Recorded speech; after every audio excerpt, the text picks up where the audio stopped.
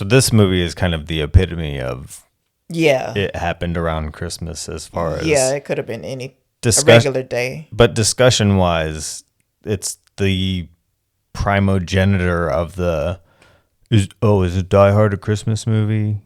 Surely you've heard that. I haven't. But people try to argue this is a Christmas movie. Like I thought Sleepless in Seattle was a Christmas movie. Yes, in that same way. Well, I was just misremembering. I wouldn't justify it. I was misremembering when I said I feel like it was a popular culture argument. Okay. Once upon a time. Interesting. How do you feel? You agree with me that it just happened around Christmas, right? Yes, I don't understand why it has to be a black and white interpretation of why can't there just be different types of Christmas movies? Okay, so you do think it's a Christmas movie? Because when people say Christmas movie, they mean one that is about Christmas. Christmas is the whole point of it. Yeah. So this movie doesn't fall under the category. To me. It has Christmas music. It has Santa hats. Ho, ho, ho. What if it was a Halloween party? Then it would be a different movie, but it would be Halloween adjacent. So you define what a Christmas movie is. I just told you. It's about the holiday. Okay, but cite an example. Of a Christmas movie? Yeah. Oh, come on. National Lampoon's Christmas Vacation. Christmas Story. But is that just happens around Christmas? How is it emblematic of being about Christmas, not just happening during Christmas? What it's about? It's his family is coming for Christmas. The whole thing, he's getting the house ready for Christmas. Yes, and that's why he's going out there for Christmas. He's there because of Christmas. So you are the crazy on the other side of the argument saying this is a Christmas movie? So you were staunchly against and say that it's absolutely not. I'm just saying, why can't there just be degrees of? You know what would have been helpful for you to bring this up when I told you what the theme was going to be and what it happened around Christmas meant? Why did you agree to put this movie on there if you didn't also feel like it was just an it happened around Christmas movie and not a Christmas movie? No, I do feel like it is a happened around, but so I'm why saying you it's still. I'm not arguing against you. You're the one arguing against me. No, you keep saying so. Can't you admit? You know what? Whatever. Carry on. Black and white.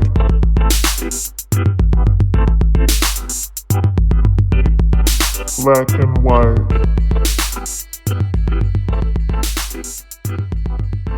Welcome to Black and White Movie Night. I'm Black. I'm white. I'm Brendan. And I'm Brittany. We're reviewing Die Hard from 1988. We're viewing or reviewing? What did you say? I said reviewing, right? I think I said. They said we're viewing. Maybe I did. I don't know, but it's the next film in our theme. It happened around Christmas. So this was written by Roderick Thorp, Jeb Stuart, Stephen E. De Souza. It was based off a book, which was it? I had to have seen that in the credits before, but never bothered looking into the book. I'd be curious. Just like I listened to the Jaws audiobook earlier this year. Mm-hmm. It was markedly different. Directed by John McTiernan, who I guess, I don't know if I'm not a fan of him or just what I saw altogether as a whole. He did Predator. Yeah, he showed. I did not enjoy. All right, and starring Bruce Willis. The Lost episode. Alan Rickman. Brittany refuses to release. And Bonnie Bedelia. She's grumping out of control. What did you know about this movie prior to seeing it? Because you had never seen it prior to last Christmas? The Christmas before last. Oh. I knew about him being barefoot and glass. And I think that's it. So you didn't know anything about it being Christmas set around Christmas? No, no. But you knew Bruce Willis was. Yeah, I know it from Fifth Element. And you knew he was in this? Yes. I guess so, yes. But it's just the same reason I know about the barefoot in the glass. I'm sure it was just mentioned in the book. Anyway. So the plane touches down. Open over a black screen, but we can hear the sounds of an airplane landing. We open inside the cabin and we see dun, dun, dun, dun. John's gripping his armrest, so it's not all the way landed, actually. You could still be gripping it whenever it touches down. Wouldn't you be holding it the whole way down? No, he should have lit up by then. But anyway, I mean, didn't okay, it show so him, it's like him. bounce on the Right. impact of landing. So it's the hard part over with. So the establishing shot is of a plane touching down, and then it's going inside of that plane.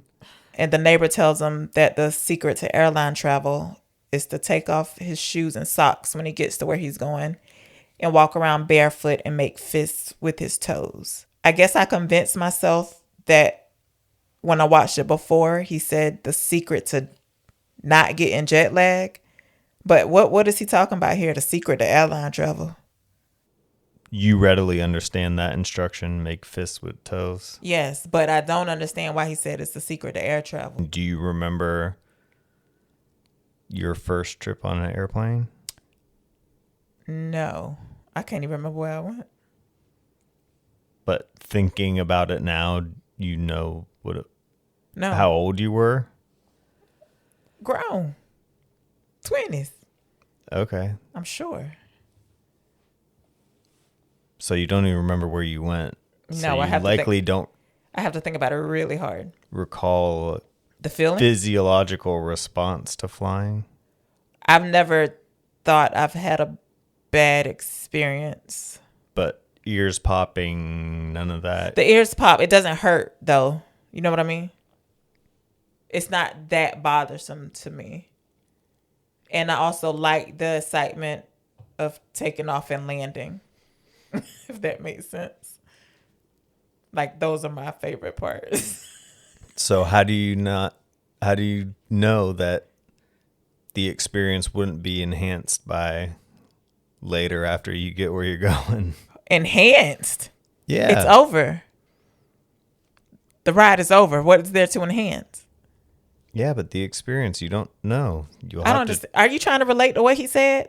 No, I'm saying if you've never tried it, how do you know it's not? I don't, but nobody was making the argument that it did enhance the experience. He is. So you think saying the secret to airline travel is enhancing your trip?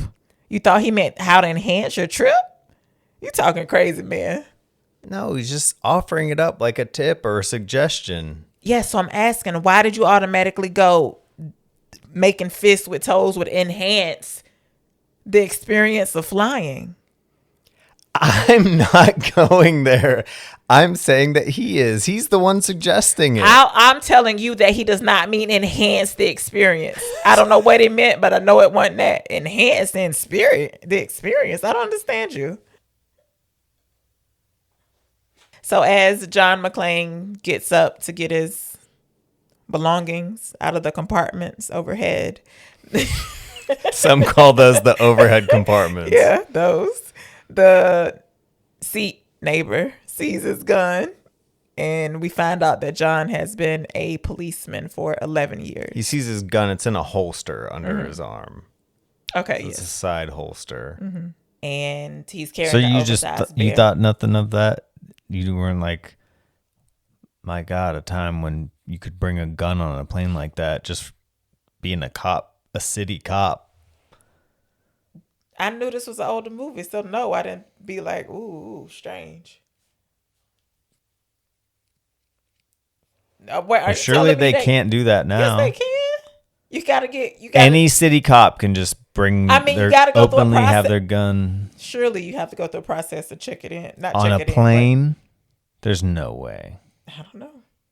You can fly with guns. There's no way. You mean police? I don't think they'll let regular I think people. the only person that can have a gun on a plane is an air marshal. Okay.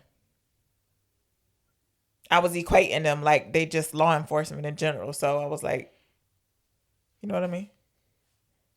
I could be wrong. I don't know. Did what I say sound right? I hope you're right. You were nodding along like, yes, this is what we know. I don't know. You don't think people would be alarmed today if they just saw a gun hanging off of some guy's shoulder on an airplane? Of course. And you would attribute that to what? 9/11? You don't think that's a byproduct of 9/11? Oh, sure. I was just gonna say it's a stranger. I mean, this is 1988. You think it happened before 9/11 that you couldn't have a gun on a plane? No. Really? Because they had box cutters, not guns. You said was it not allowed before 9/11? Oh. Well, maybe that's because it's strange.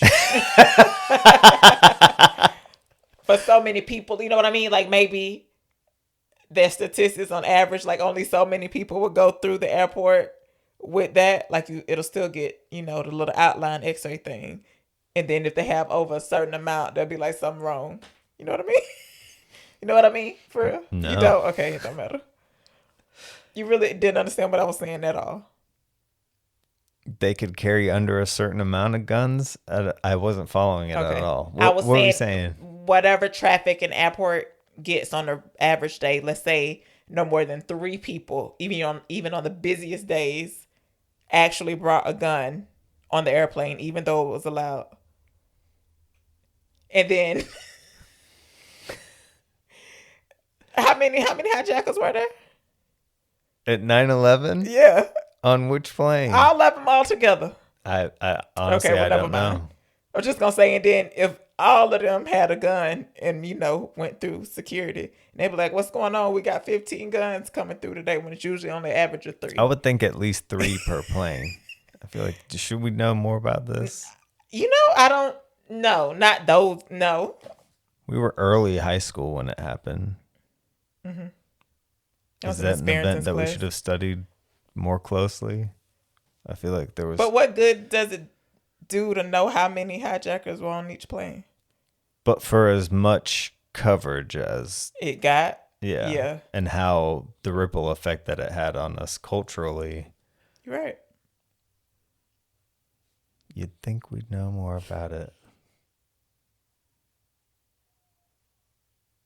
That'd be something that the terrorists in the movie they would know more about the event than we would, because we're the dumb Americans. He says, "Trust me, I'm a cop. I've been doing." But what does he say? He suggests something to him. He's been traveling for 9 years. He's been, flying it. Yeah, but he tells him about making fists with his toes, and he says, "Trust me, I've been doing this for 9 years." Which is how John, when he sees his gun, he says, "Trust me, I've been doing this for 11 years." So he's just saying that in response to the way this guy looks at him? Yeah, he looked real worried. He didn't say anything then? No, he was looking with his mouth wide open like. He was looking with his mouth. Yeah. Then he's in the terminal going to Don't baggage overlook. claim. He's carrying an oversized bear, and he was making eyes at a stewardess. And I automatically assumed when I first saw it, I was like, "Oh, that's probably why he in trouble." You don't know anything about him yet. Yes. No, I'm sorry. Let me rephrase that. This time watching it, I noticed him making eyes, and because I saw it once before, I was like, "That's probably part of the problem too." Does that make sense? Okay. Mm-hmm. So yes, he's walking through the terminal. Going to baggage claim, I guess we assume. Actually, not yet. Know. We get the title card and we cut back to the office. Next scene, we have musicians playing music. And for a minute, I thought we were at somebody's just nice house because all we could see is the upper floor. And then eventually we pan down and you can tell that it's a office party.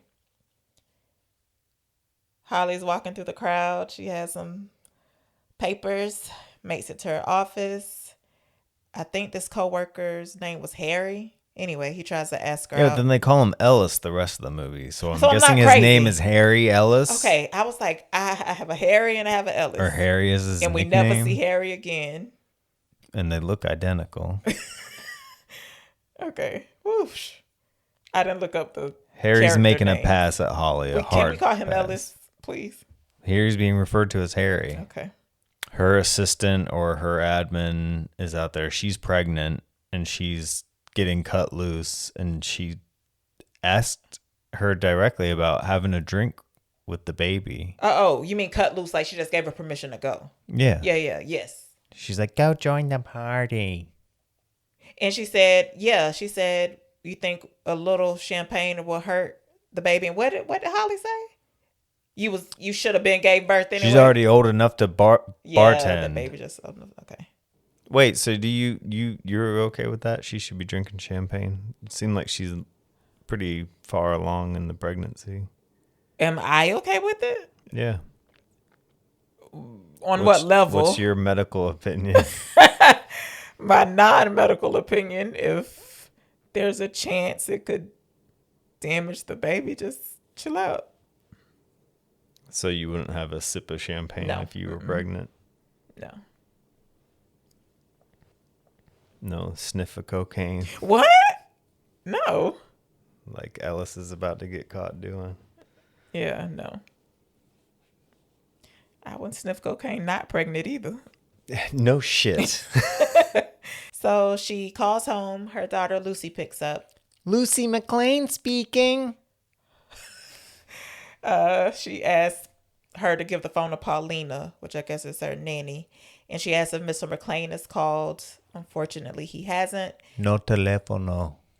She says, she hopes he makes a flight. And just in case he does, go ahead and make up the spare room. And the nanny looked excited. She said, I'm already ahead of you. Something like that. And she's cheesing like she likes Mr. McLean. So I think she was a nanny back in New York.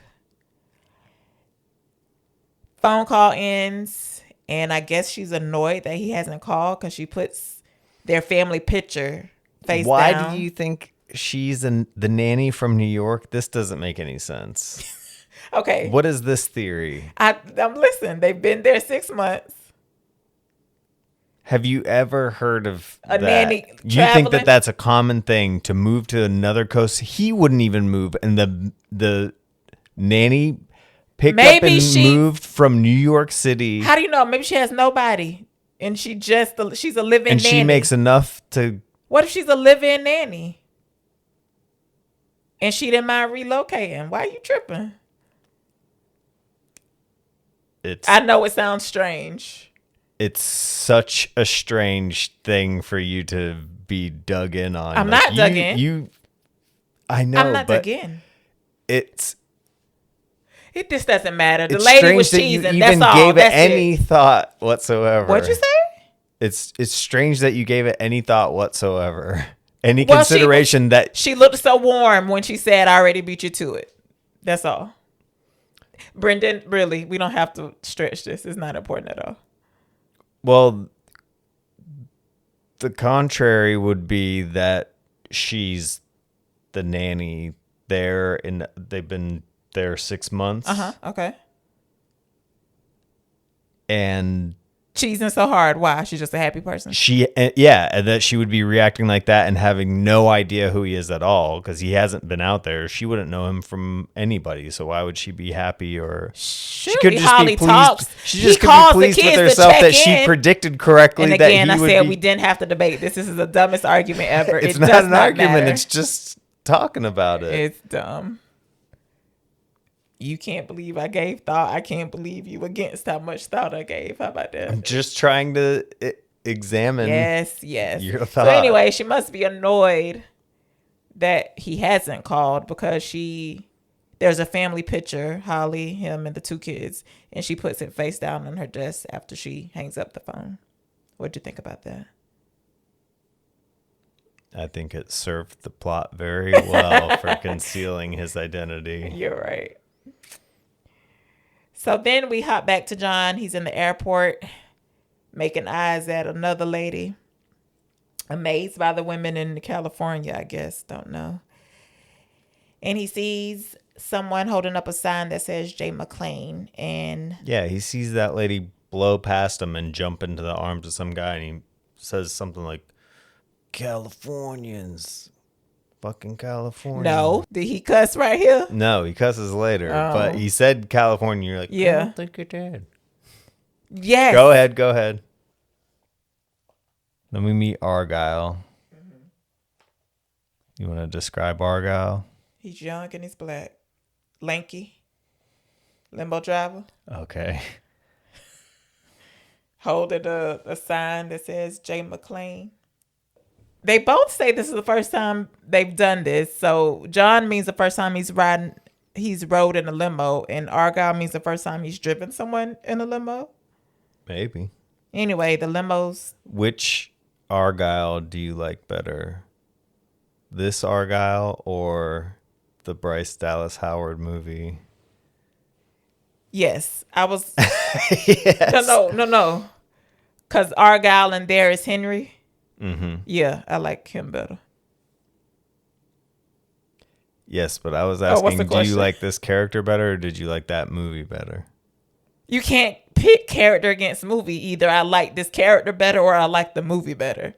Which one are you Okay, asking? so the other character you like better just because Henry Cavill was playing him? Well, I don't have any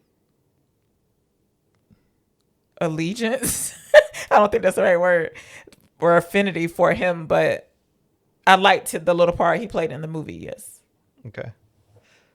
And that's all I liked. And Dua Lipa's little part. John sits up front. He doesn't even sit in the back of the limo. Mm-hmm. And we get, in the credits, comes up director of photography, Jan de Bont. Do you know who that is? No. Do I? He directed Twister. The first one? Directed, The first one? yeah, and Speed. Oh, nice. And he was the director of photography on a lot of other significant action movies, none of which I know off the top of my head, but Speed is one of my favorite movies. It's a good movie. It holds up. I feel like we watched it relatively recently. 2 years ago, maybe. And it was the result of me putting it on for another reason, and you were in the room and got sucked into watching the whole movie. Yeah. That's how good a movie it is. Mm-hmm. This movie is like that, too. If you were against the idea of watching this movie, I feel like you would have been drawn into it. I agree. Then, based on a novel, which, again, didn't know. You didn't know. I read a book, I don't know how old I was, maybe 7th grade, called Vertical Run.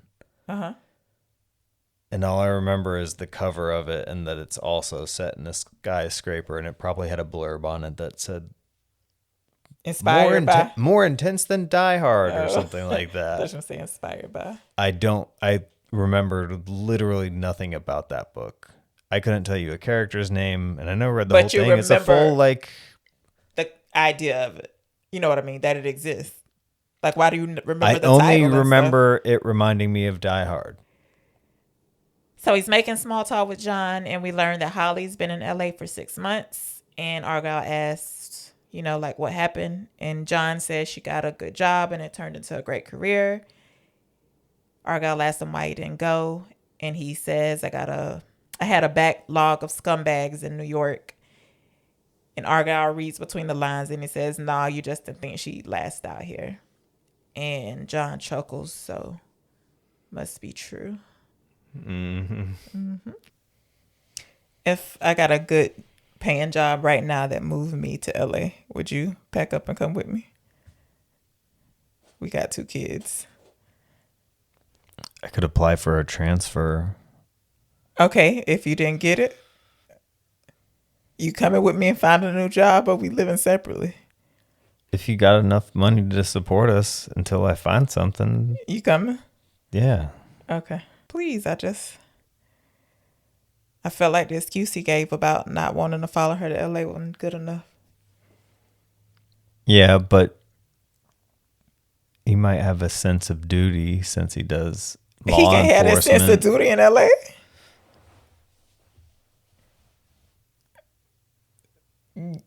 Yes or no? But he said, okay, that he's been with them 11 years. So you get Yeah.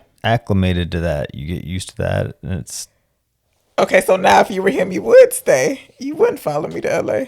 no, I'm just saying I understand the point of view is different. He I don't. probably has a sense of fidelity to having, But it's not like he has to stop being a cop.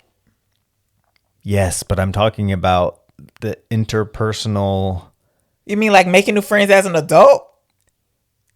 Yes, but surely you can admit that people get involved in their surroundings and their environments and places where they work or where they socialize. Yes, but not enough if for money, to sell out for money. selling out. She has a career she's passionate about that is actually in LA. His career can be anywhere in the US, no? Yes, all I'm saying. Yes, I do admit people can get attached to their That's what I thought. surroundings. Got you misaligning them. Who? John. I am? Yeah. What do you mean I'm misaligning him? Just go Listen, ahead. they gonna think we slow. Maligning is what he's actually talking about, but I always say misaligning instead. So But it still kind of is a suitable word. you think so? Yeah. Okay. I mean, that's okay. Because you're misaligning me judgmentally. Okay. Argyle puts on music. Mind if I play my tunes? John's like, why don't you play some Christmas music? He said, this is Christmas music. And what is it? Do you know? No. I mean, I do know the song, but I don't know the name. It's Run DMC. Okay. I wrote more notes for this movie. I could not stop writing notes. There's something happening all the time that's furthering and building the story. Whether it's introducing a character, everything is constantly adding up and amounting to something more. Okay. And it's one of those movies that gets richer the more times that you see it, and you realize kind of how ironed out and how well thought out every detail and every move of it is. Even if it's something trivial like a stupid interaction with the guy he's sitting next to on the plane telling him to rub his feet on the carpet. And then that becomes a huge plot point.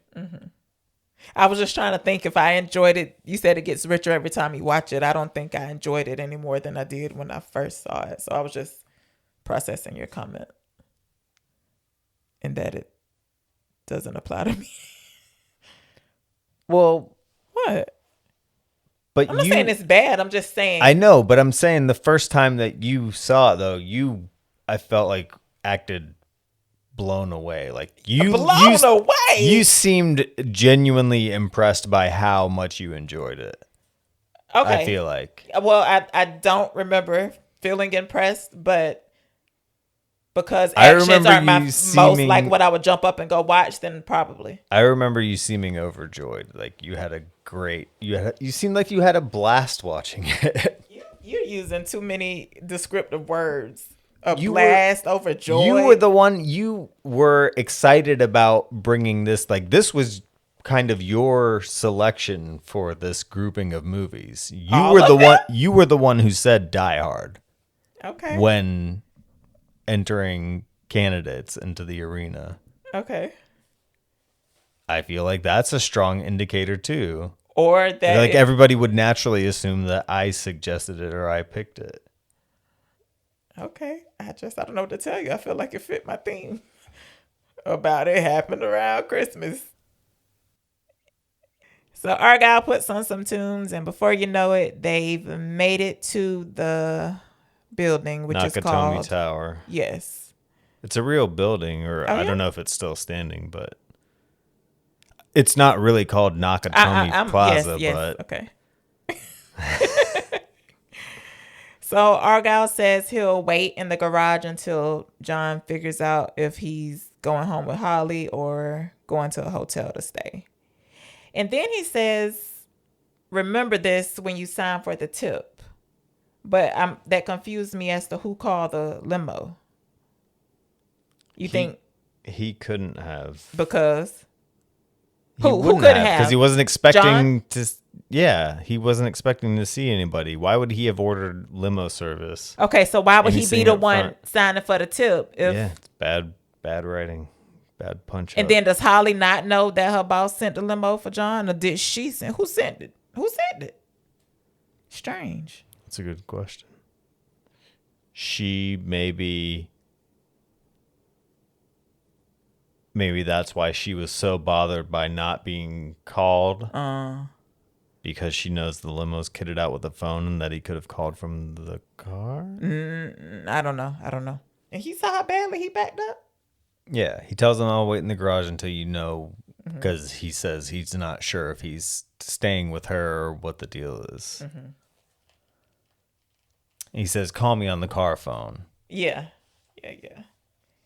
So anyway, he checks in at the security desk, and at this place, it looks like you need to put in the name of the person you're visiting. And the guy just tells him, you're going to have to use the directory. He says the word director? I don't know. It says Nakatomi Plaza directory. It's pretty advanced for 1988.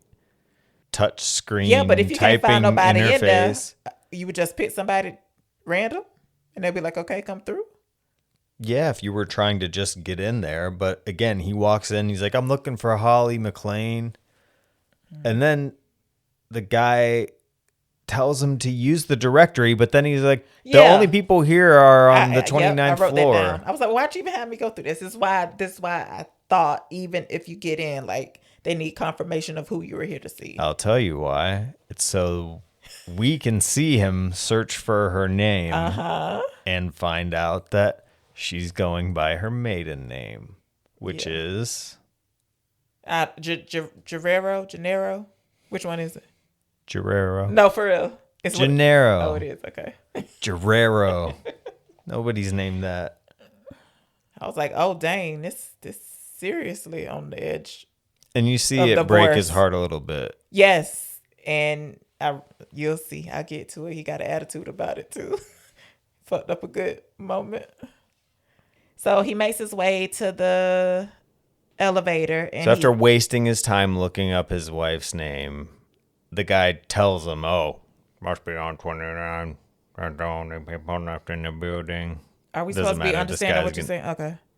This guy gets killed anyway, so. As he makes his way to the elevator, he clocks the security camera. And there's also a security guard who is... Why is the security guard off into a hallway that go nowhere? You know what I mean? Instead of watching the fucking door. He can't see the door from there. Maybe there's a staircase entrance or something there. It's not. There's somebody at the front entrance that he just came from. So maybe that's a back exit. What?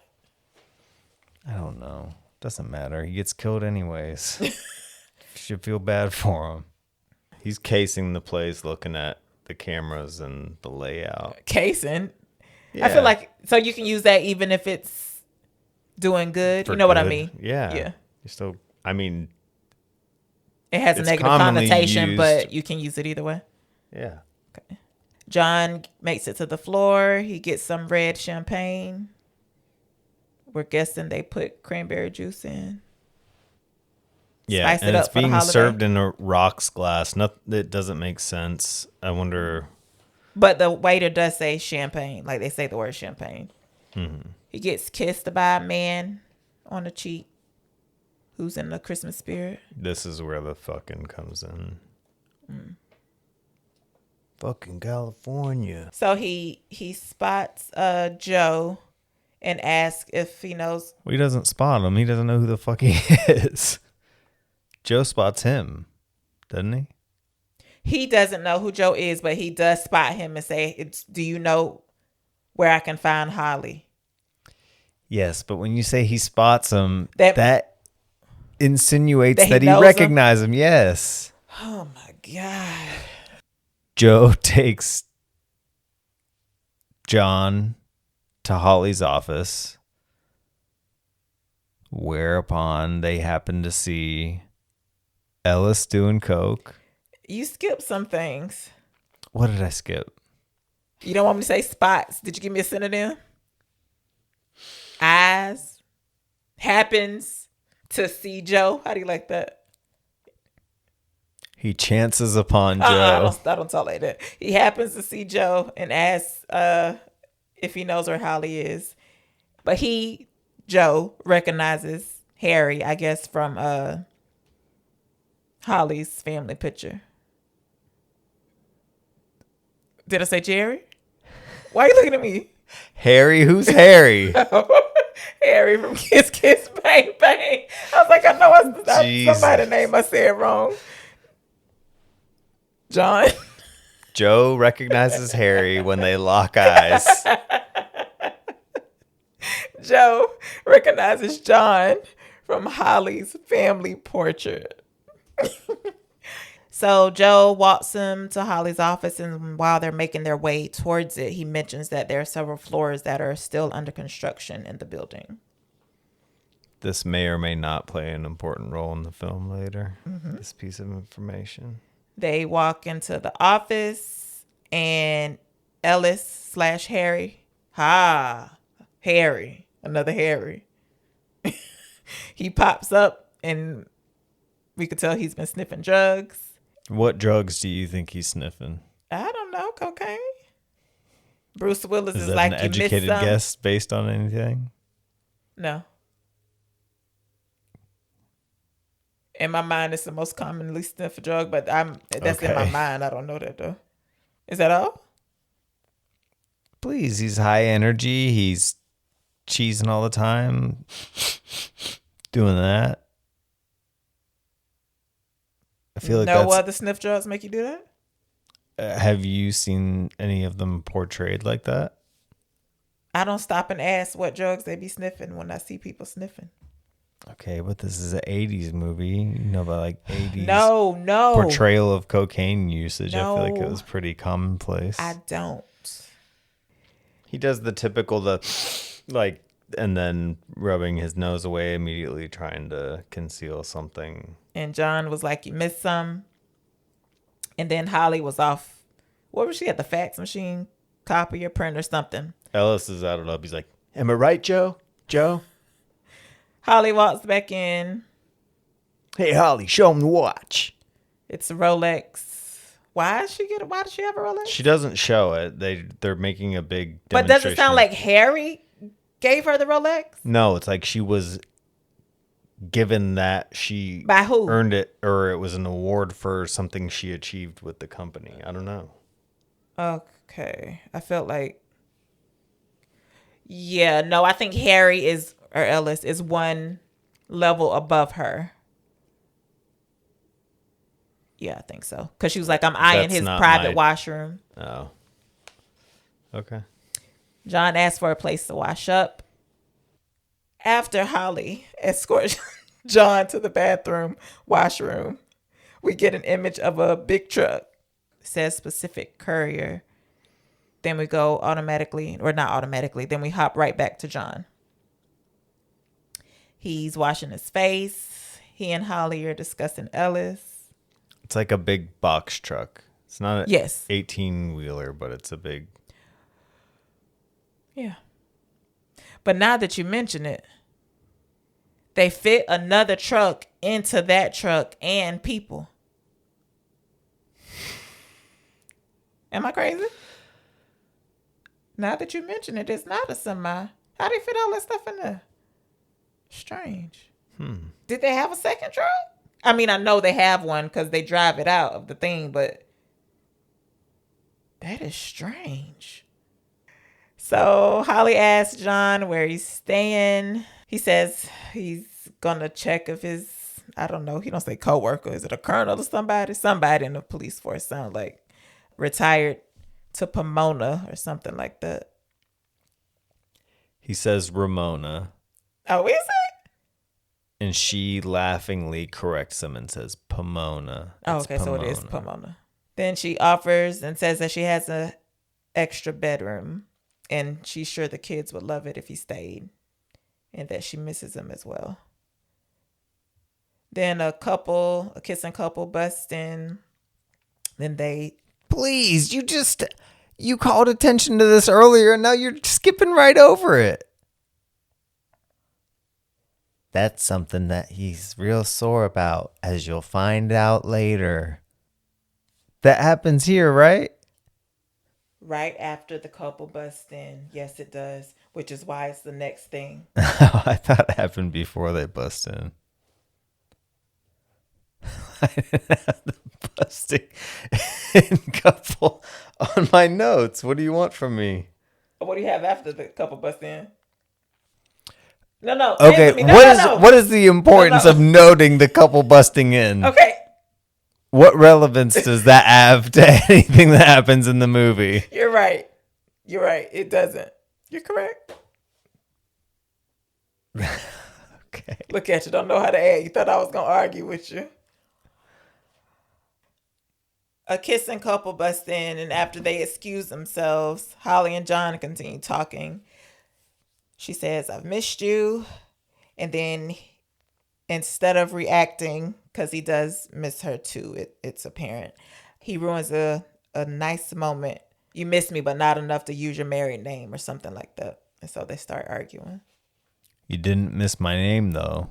And before they can get to any kind of resolution, another woman bursts in. I don't know if it's a secretary or not.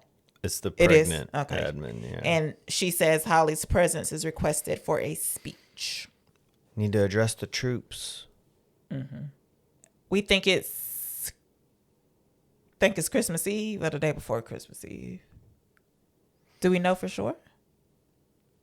I don't know why they'd be having the office party on actual Christmas Eve. Okay. Do you think that that's likely? No. I mean, I don't know. No. Yes. It happened in the apartment we just watched. Yeah. Okay. All right. So we cut back. Was that Christmas Eve, though? That was New Year's Eve. No, it was not. They had the office party on Christmas Eve? Yes, they did. Okay. But it was just during the regular work day. Yes, you're right. We cut back to the big truck. Like I said, it says Pacific Courier. Although the rest of the building is empty, they're the only ones there. That is true as well.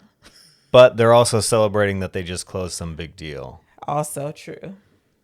So the Christmas idea of the party could be completely secondary in nature. They could just be Just like celebrating it is the deal. to this movie.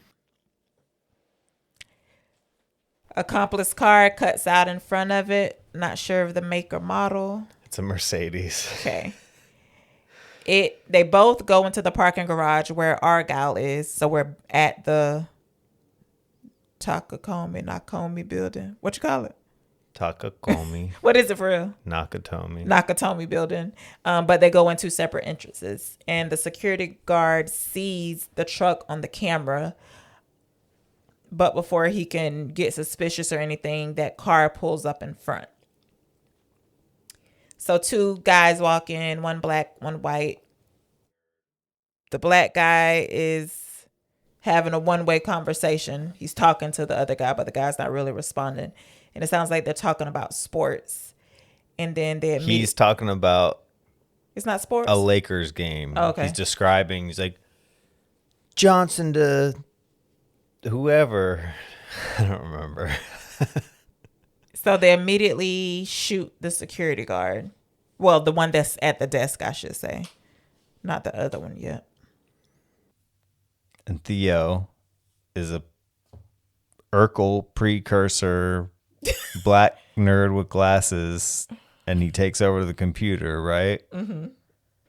And somewhere in here, not long after, they shoot the other security guard. Prototype for what? Paving the way for Urkel. You think so? Yeah. So the box truck backs in and at least 15 people hop out.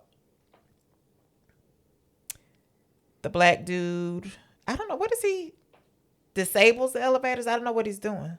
I know he closes a garage gate, but He just he closes the gates and I think disables the or locks elevators. the door. I don't something No, he doesn't disable the elevators because they work. I don't know what he did though.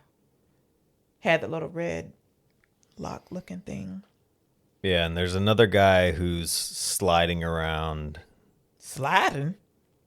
Yeah, he goes down, and this is another over the top. Is the phone cutting the phone lines? It says specific Bell employees only. So what about? So this guy goes down and he opens some sort of access panel to get to all the wires, and he's Right. like reconnecting and doing all this stuff. And then his brother, they acknowledge each other as That's his brother? They say brother. Oh, that's okay. Yeah, he flips out later whenever he gets killed. So we looking at Carl right now. Carl and his brother, the one with the glasses. The brother with the glasses is the one working on the wires right now. Yes. But that's not Carl that comes in. Yes, it is. And chops the wires. No, sir. Yes, it No. is. No. Yes. No. Different man. No. It is him. He calls him brother. Okay. And he even does a thing like What? no, like, brother, you did. Yeah, but what is the cutting of the tubes doing? Like, why does that mess up what the man's doing down there? It seemed like he was doing some technical Connection. way of disabling the phone system, and then this Yes, brute 'cause they're force gonna guy use that. comes in and They're gonna just use that. cuts it completely through. Cut back to John. He's barefoot in the office doing that little. You've seen the Reddit threads for doppelgangers. I'm aware of it. Yes. You're aware of it, or you have seen it, where somebody posts a picture of I'm themselves. aware and of they're it like, "Who do and I I look have like?" seen a couple. Okay. Jeez. Just Aware. That's aware. why couldn't you just say you've seen it? Carry on, sir. aware of it. What are you incriminating yourself that you've seen the doubt? It's the most Are you gonna innocent get thing. to the point? People post pictures of themselves. They ask, "Who do I look like?" And Okay. people offer whatever. Celebrity. They want to know what celebrity they look like. More or less. They Yeah. want to know somebody famous that they resemble. Well, a guy one time popped up in there and looked to me Like Carl? similar to the glasses one. The black dude? Oh no, the smart brother who cut the wire. Well, yeah, okay. Who was trying to do it the technical way. The one who gets killed. Ho, ho, ho. Yes, And I looked through the responses and nobody had put that. And then I was looking up the movie and looked up the Somebody guy, beat the you to actor. it. No. Oh. And pulled up the picture, and it wasn't until I got to that point I was like, Why are you am I doing doing this? That's so. I've typed out a reply that I was going to make to somebody who knows what subreddit it was, and I finished it, and I was like, "What? What am I doing?" And I just erased it. It's like whatever. Yeah. But you went so far. Why couldn't you just? You had the name in the movie. That would have took like 10 more seconds, if that. What I made don't you know. Just, back out of it? I mean, you and I are more or less non-contributors to Yeah. Reddit. We just I have look at contributed stuff. more in the last few months, though. Oh, really? I've done like 3 comments or something. Really? Yeah, but they were helpful. Were they? Not helpful, but they were meaningful to me. Like one was like, I'm tired of people saying just because I use M dashes that I'm copying AI. What does that mean? And so M dashes? you know what an M dash is, yes? No. A dash that you put to interrupt a thought or a sentence, or like if we were typing out our conversation, Okay. there would be a lot of, that's one way to use them. There would be a lot of those dashes because we keep interrupting each other. But that's not the only thing. But why is M dash signify that? I don't know what to tell you, because if you had AI write you a paper, I guess that's a common, I guess it likes to use it a lot.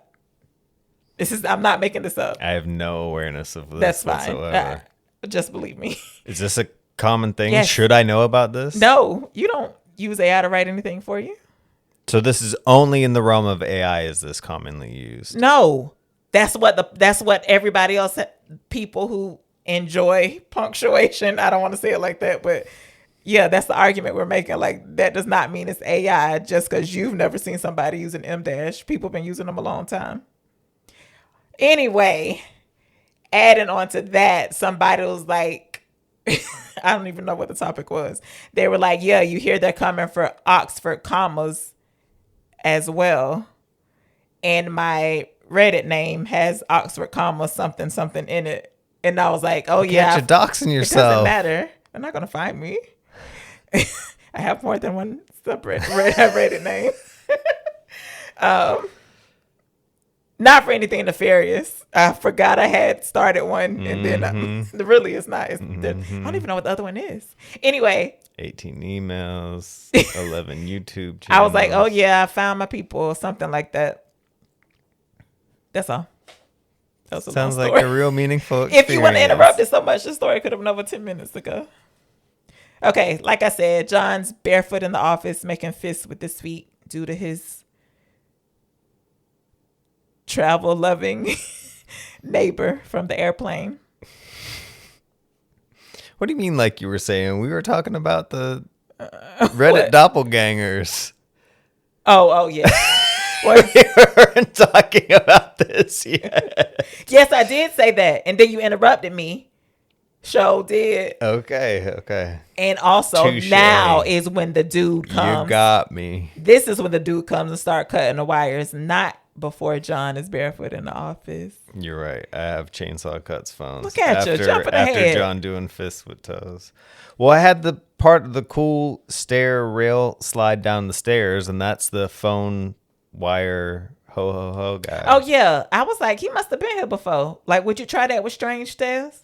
Oh, but he's a tall guy, so he would have been able to do it. It's worth noting now. This is a very tall guy. I mean, he later directly fights John McClane. He is very sizable by comparison. Why they didn't amend the script later?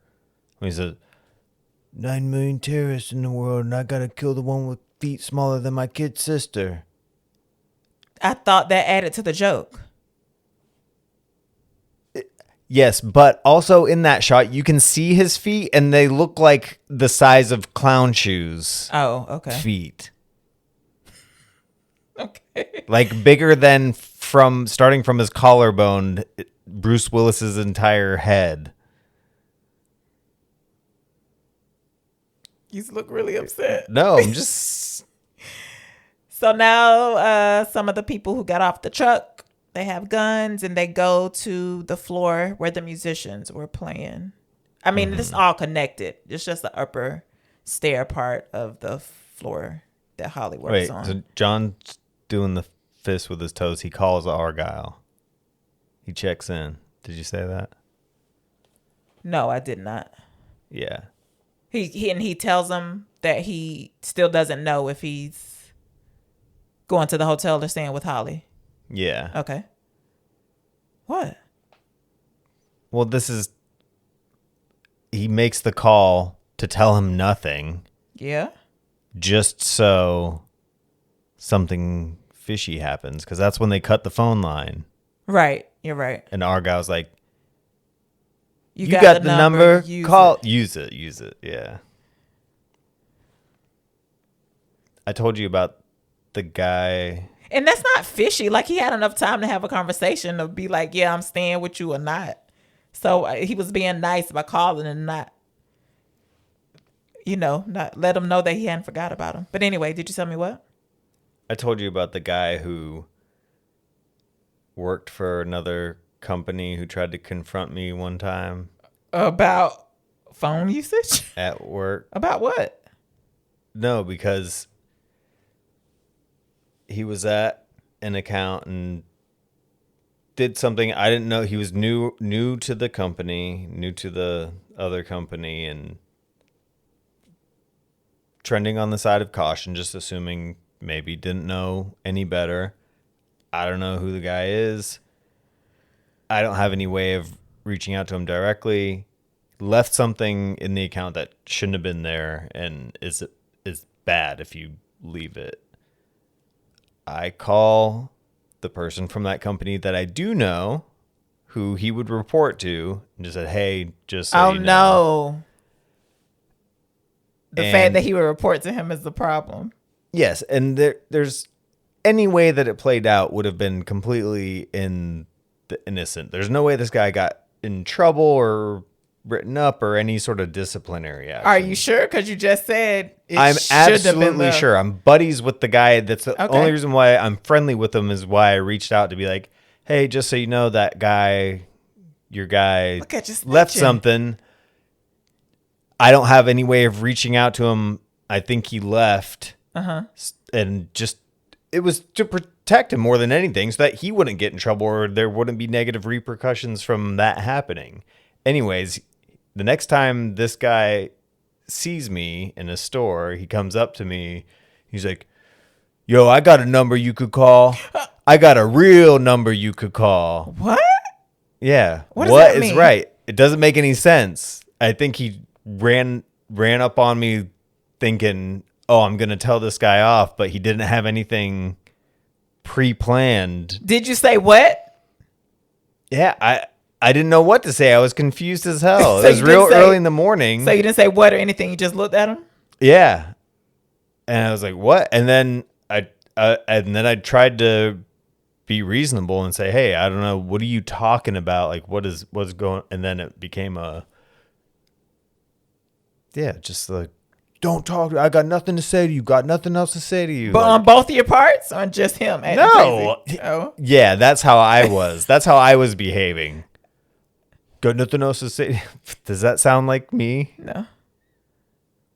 Can you tell me why you telling me about this? How was this related to what we were talking about? You got the number. Use it. Jesus I got Christ. a real number you could call. I'm just upset that you didn't ask him to clarify what he meant. He didn't know what he meant. He didn't make any sense. But I wanted him to realize he didn't know what he meant. And saying it too like he just said the hardest thing, like I would be pissing myself and cowering in fear. Pissing on yourself. That is not. Yes, that is the proper way. Just because everybody cuts out the preposition. Cuts out the preposition. Oh yeah, there we go. What? You know the number, use it. And I wrote with attitude. So like you said, the phone line gets cut. John hears some gunshots. What are they? They're just trying to get everybody's attention, right? Yeah. So nobody's been shot yet, actually. He grabs his gun. And they're corralling everybody, too. Yeah, they bust in the office. You see two people fucking titties out. Mm-hmm. So he grabs his gun and peeks outside the door. And they're making their way towards John's room. But by the time they get there, he's running upstairs to floor 31. And he sees people pushing some carts. Okay. And then he goes up to 32. Well, it's just we think eventually. Yeah, then he's going up there and construction. There's construction because he walks past like a work area and some construction guy has taped up pornographic images. Doesn't he? He like taps on it as he goes by. Yes, I know what you're talking about, but you did also see a naked woman in the other building, right? Yeah. Okay, I was just making sure I didn't make that up. I was like, that's so strange. He done comment. There's a few just random tit shots. Yeah, when he's trying to figure out a way to signal or reach out to anybody or make it known what's going on in Nakatomi Tower. He looks out the window and he can clearly see across the way a topless woman. Like, the only visible person in the entire other building that he's looking at. So we're back to where they've herded, corralled the workers, and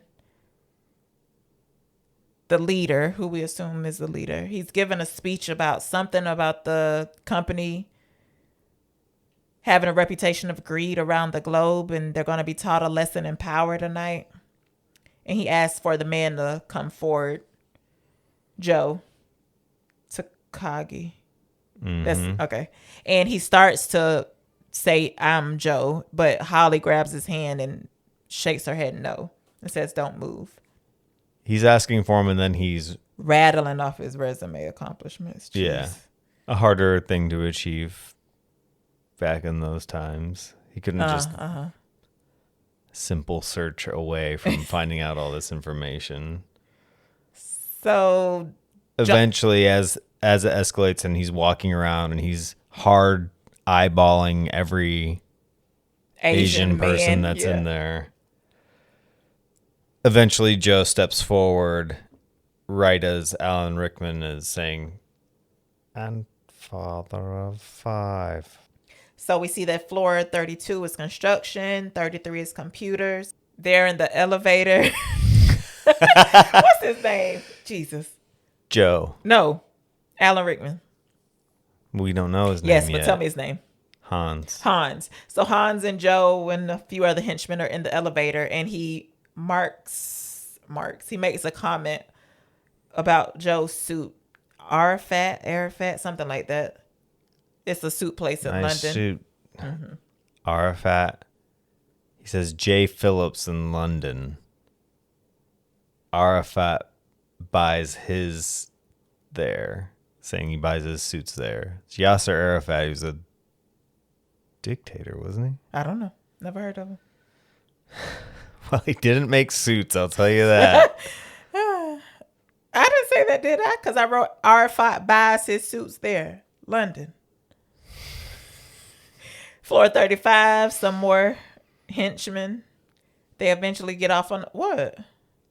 We keep cutting back with John, and he's seeing what's on the other floors. What you said? Floor 35. Yeah. I don't think so. I think it's 33. No, 33 is computers. Okay. Doesn't matter. None of this matters. Doesn't matter. Floor that start with a 3 henchmen on it. So eventually, Hans and Joe, they get off on a floor that has models of the building. I think it's 31. Jesus Christ. Okay. John eventually sneaks onto that floor, and we can hear Takagi.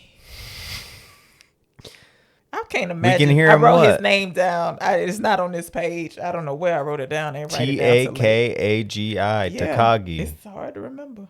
Yeah, but why does it stop you when you say it out loud? Because I don't know if it's right. Takagi. So Takagi's telling Hans he doesn't have whatever code they're asking for. The lead man says he wants 600. Whatever codes I give you, don't just change it. He wants $640 million in I'm bearable. not interested in your code. Jesus Christ. You done with your impressions? Go ahead. You got one it. more. I'm not doing an impression. Try it. Of what? Alan Rickman. No, thank you. He wants $640 million in bearable bonds that are locked in the vault. Bearable bonds. Yeah. They said negotiable bearer bonds. No. I mean, I believe you. Well, it wasn't bearable bonds. Listen, what is a bearable I don't know. bond? I wrote it down. I'm saying that like I don't know what a negotiable bearer bond is either. What is that? I don't know. It doesn't matter. We know it. Hans knows what it is, and it's a lot. It equates the money. And you can hear him say it's only 10 days operating cash or cost for you, so it's a small inconvenience. I was like, dang. Mm-hmm. So the thugs had a side bet going about whether or not Joe would give up the code. Hans tell him he's going to count to 3. There will not be a 4. Does he say that? Joe says, well, you're just going to have to kill me because I don't have the codes. He says it's a very nice suit. Be ashamed to ruin it. And he does shoot him. He's dead. And it's a nasty headshot. You see the blood explode all over the glass. John but you don't see it. any brain bits, do you? Yeah, it goes outside of the office and John sees the blood splat. He the gunshot and the blood splatter all over. So the what place. happens right here? Does he pop up too quickly, or like what and hit something? Like what catches the thug's eyes that he's in the other room? Yeah, he bumps something or makes a noise, but From he shock? says to himself, "Argyle, tell me you heard those shots." So I guess I could comment here since you just mentioned it. There are times where he talks to himself, and I feel like it's only to calm the doubts that the audience members have. Like, there's another part where he's like, John, what are you doing? Mm-hmm. Like, why didn't you jump in right there? after this. So then Theo Urkel explains the vault. He goes through the steps like... Well, before that, Jesus Christ. don't Jesus Christ me. You didn't even let me finish my thing before you jumped in. But since you were moving jumped on, ahead of even that. Go ahead. I said since you mentioned it here, I'm going to go ahead and mention. But anyway, Argyle's on the phone in the car, and it sounds like he's on the phone with the girl, and he was like, "My boss thinks I'm on the way to Vegas." What do you think is going on here? He's just bullshitting. He's a young, lanky man. What'd you say? How'd you describe him? Yeah, I said lanky. All right, go ahead. It's going to take 30 minutes to break the code. Well, the first number, I guess. He's saying there's different seals. He's like 2.5, 5 mechanicals, just talking stuff technical. And then he says the last one, there's nothing he can do anything about. It's an electromagnetic seal. Yeah, and Hans is like, trust me, like he has a plan, but it sounds like nobody else knows what the plan is, and we don't either. So, Oh, yes, and this is where John is talking to himself. He's like, why didn't you stop him, John? Why didn't you Because stop you'd be him, dead John? too, asshole. So then he pulls the fire alarm. Yes, he gets an idea of how to get the cops to This the is building. after he sees titties across the way. It inspires his imagination to find the fire alarm and pull it. And he's congratulating himself. He's all proud. He's like, looking out the window and he sees the Fire truck. emergency lights. Yeah. He's like, I'll kiss your Dalmatian.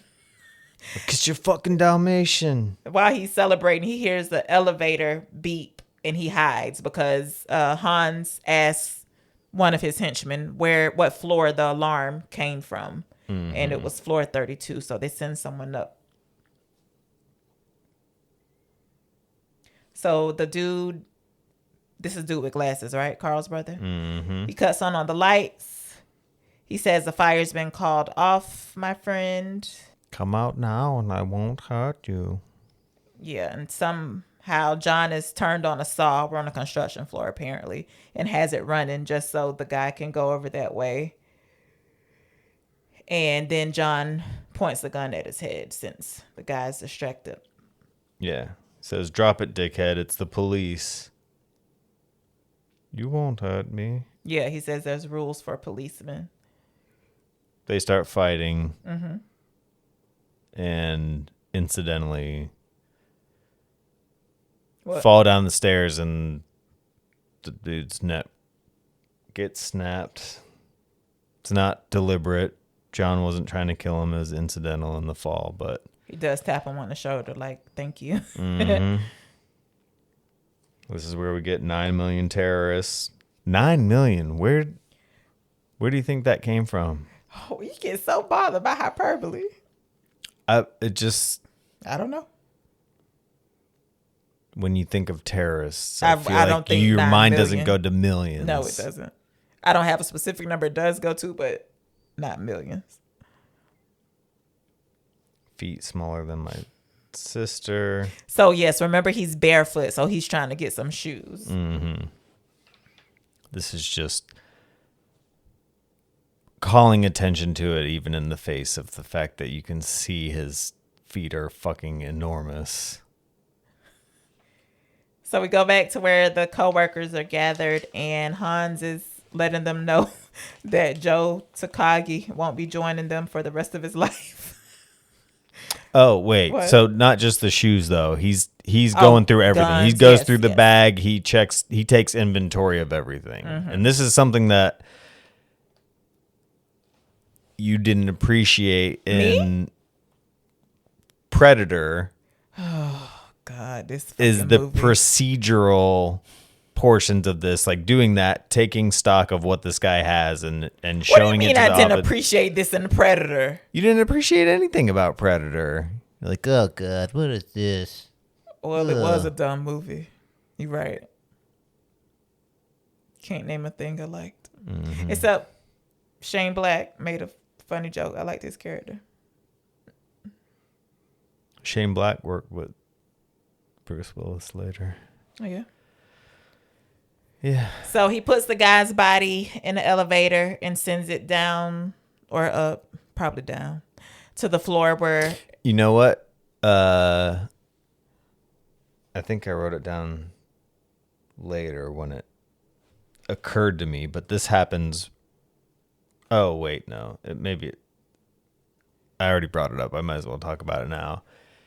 How he's so handy with the elevator? No. Oh.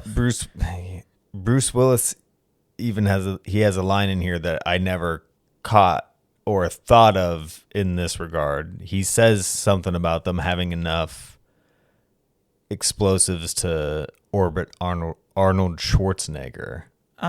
He says the word orbit. Yeah. Okay. And what does that have? What's the new meaning for I'm you? just saying that he references Schwarzenegger. Schwarzenegger was in Predator, which was McTiernan who directed this his previous movie.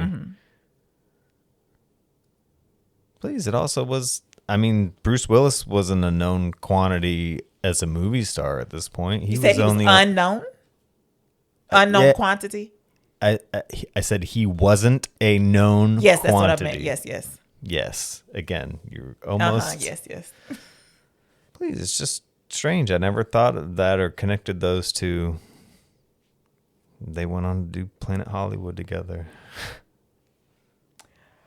Oh. Yes, I did write it. There's also a lighter amongst the things that he takes from Tony is this terrorist name. So, yeah, I wrote John goes through the dead man's bags and pockets, steals the shoes. They're too small. Then he sees a Santa suit, which gives him the idea. So he puts the body in the elevator. He writes the note on it, and it says, "Now I have a machine gun. Ho, ho, ho." And so you didn't think it was strange how he was good at operating the elevators? And not just, operating it with the buttons. Well, also that. You know what I mean? Talking about stopping it and Yeah, getting out and getting on top of it. Yeah. It was... I feel like that's something you got to have some practice with, no? Yes, but... Don't you? It's a believable amount of competency based on what he's demonstrated so far. And it's not that much of a stretch. Okay. Because this is... And especially... We're watching The Wire currently. And that, as far as a more realistic take on how a regular police could be, their day to day does not involve right, anything in the realm of this, but fantasy movie land idea of a regular cop is this. Okay, so you're saying if they're gonna do it, they needed to do it good. If there's gonna be a cop drama, the cop has to be. They need to do it good. Yeah, his skills. Please, this is all hero fantasy stuff, but it seems more grounded because but he doesn't have any shoes on. So Hans is like, somebody go tell Carl his brother's dead, and John is listening to this. He's marking, or he's taking count of how many henchmen there are on his arm, and he's writing down names too. Well, at least one. I know he writes down. He writes down several. Oh, does he? Okay. So yes, he's on top of the elevator. And they don't show us how he gets off the top of the elevator. Yeah, they do.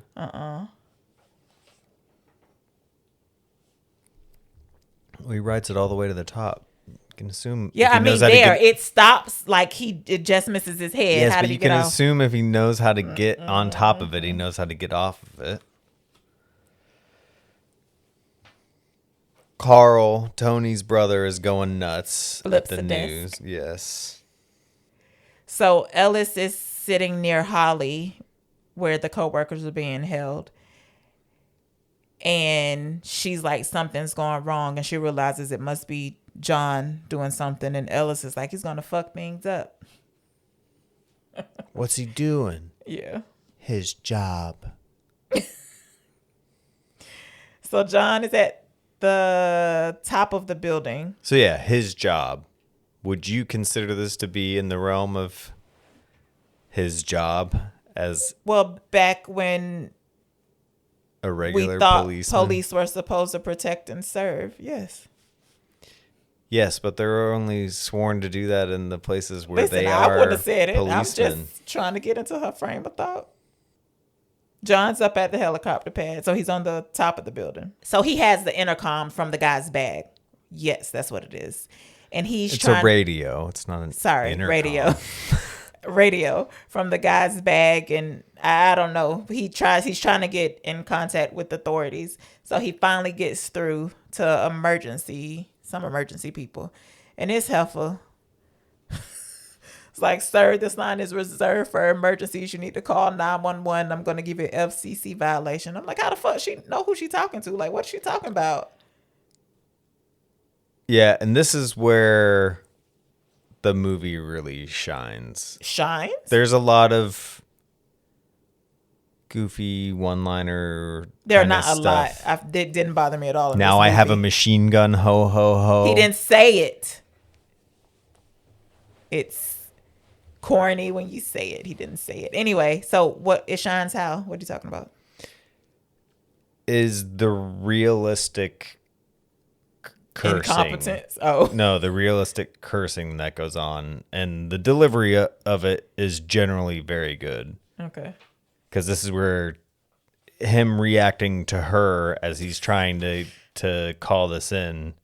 No fucking shit, lady. Like, he is completely in disbelief that this distress call is not being taken seriously. Really?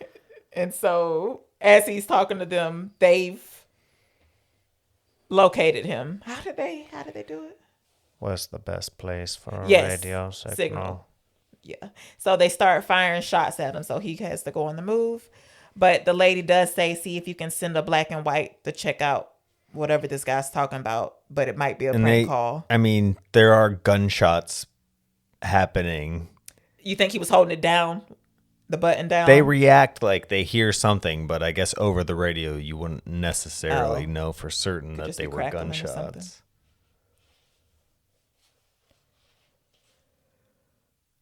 So after she says about sending the black and white, we cut to, I put Carl. It's Officer Powell. Is that what his name is in here? Well, yeah, but that What? exchange ends with they get out and are shooting at him. Which That is what disrupts I it. said. But Carl says, you said what he said? I guess I didn't find it important because I didn't write it. No one kill him but me. Yeah, not that important. Yeah, it is. They have a big showdown later. Yeah, but nobody gets a chance to like fuck him up for real. What do you mean no one gets the chance? They got the drop on him. Yes, but he says that after he misses them or before. After they misfire shots at him or before. Okay, never mind. Keep going. See? Officer Powell. I wrote Carl Winslow. Who is it? Carl Winslow. And who is that? From Family Matters. And who is TGI that? Friday. Come on, man. Did you like TGI Fridays? It was exciting, right? The restaurant? Oh, no. The succession of shows that came on Friday night. Yeah, that was TGIF. Yeah. TGI Fridays is a restaurant. But TGIF stands for Thank God It's Friday. Yes. Which is why it was called TGIFs. F. Yes, but you said TGI Fridays. Yeah. Just because I pronounced the Friday don't make it doesn't mean I'm not talking about the show. I mean, you know what I mean? Yes, but for people who didn't grow up or at an age... Were you confused is what I'm asking you. No, I knew what you meant. So why not just clarify instead of acting like you were confused? That's what I was trying to get to clarification. Anyway, by making sure you weren't talking about the restaurant TGI Fridays, which is what you said. I suspected that you were talking about the TGIF lineup, which was a series of shows that were in succession that were all huge hit major shows at the time that were on what network? I don't know. Was it ABC? Pretty sure it was ABC. What were the shows on there? Step by Step. Boy Meets World? Family Matters first? Oh, I'm sorry. You didn't say name them in order, but yes, that sounds right. Okay.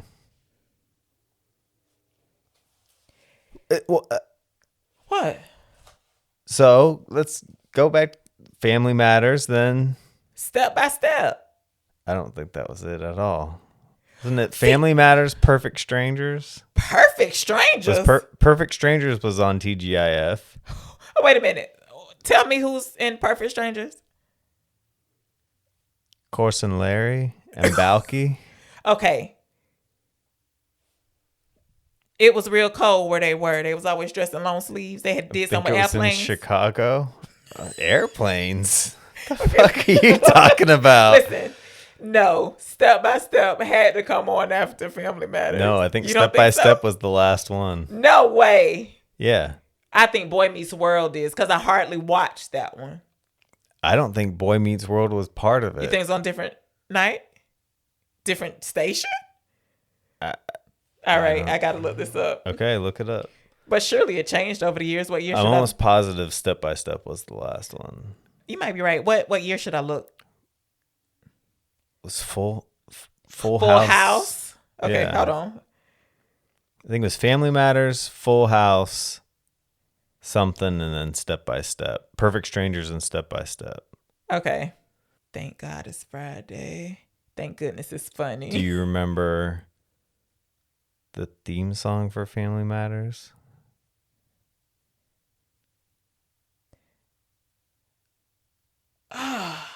You got to get me started. I'm trying to get the one for Step by Step out of my head. Well, I got Step by Step. Yeah, that's what was in my head. Okay, so how does that go? Step by step, day by day. I don't know. Sing it. I can't. Step by step.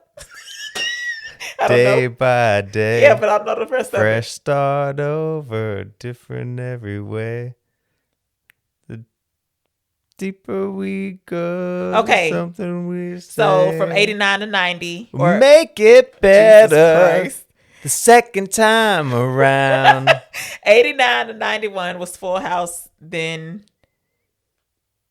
Family Matters. Then after that, Perfect Strangers, Just the 10 of Us 2020. It changed a lot, but Step by Step was on after Family Matters by the time I was watching it. 91 to 93. And then Boy Meets World was after it, 93 to 94. Oh, this was Sabrina the Teenage Witch was on. Sorry. Okay, so do you know Carl Winslow's real name, the actor? I saw it on the credits after, and I was like, dang, somebody could offer me $1 million, and I never would have got it. I said, I don't know it right now either. What is it? Reginald Vell Johnson. Mm-hmm. Okay. Test me again at the end. Reginald Vell Johnson. Mm-hmm.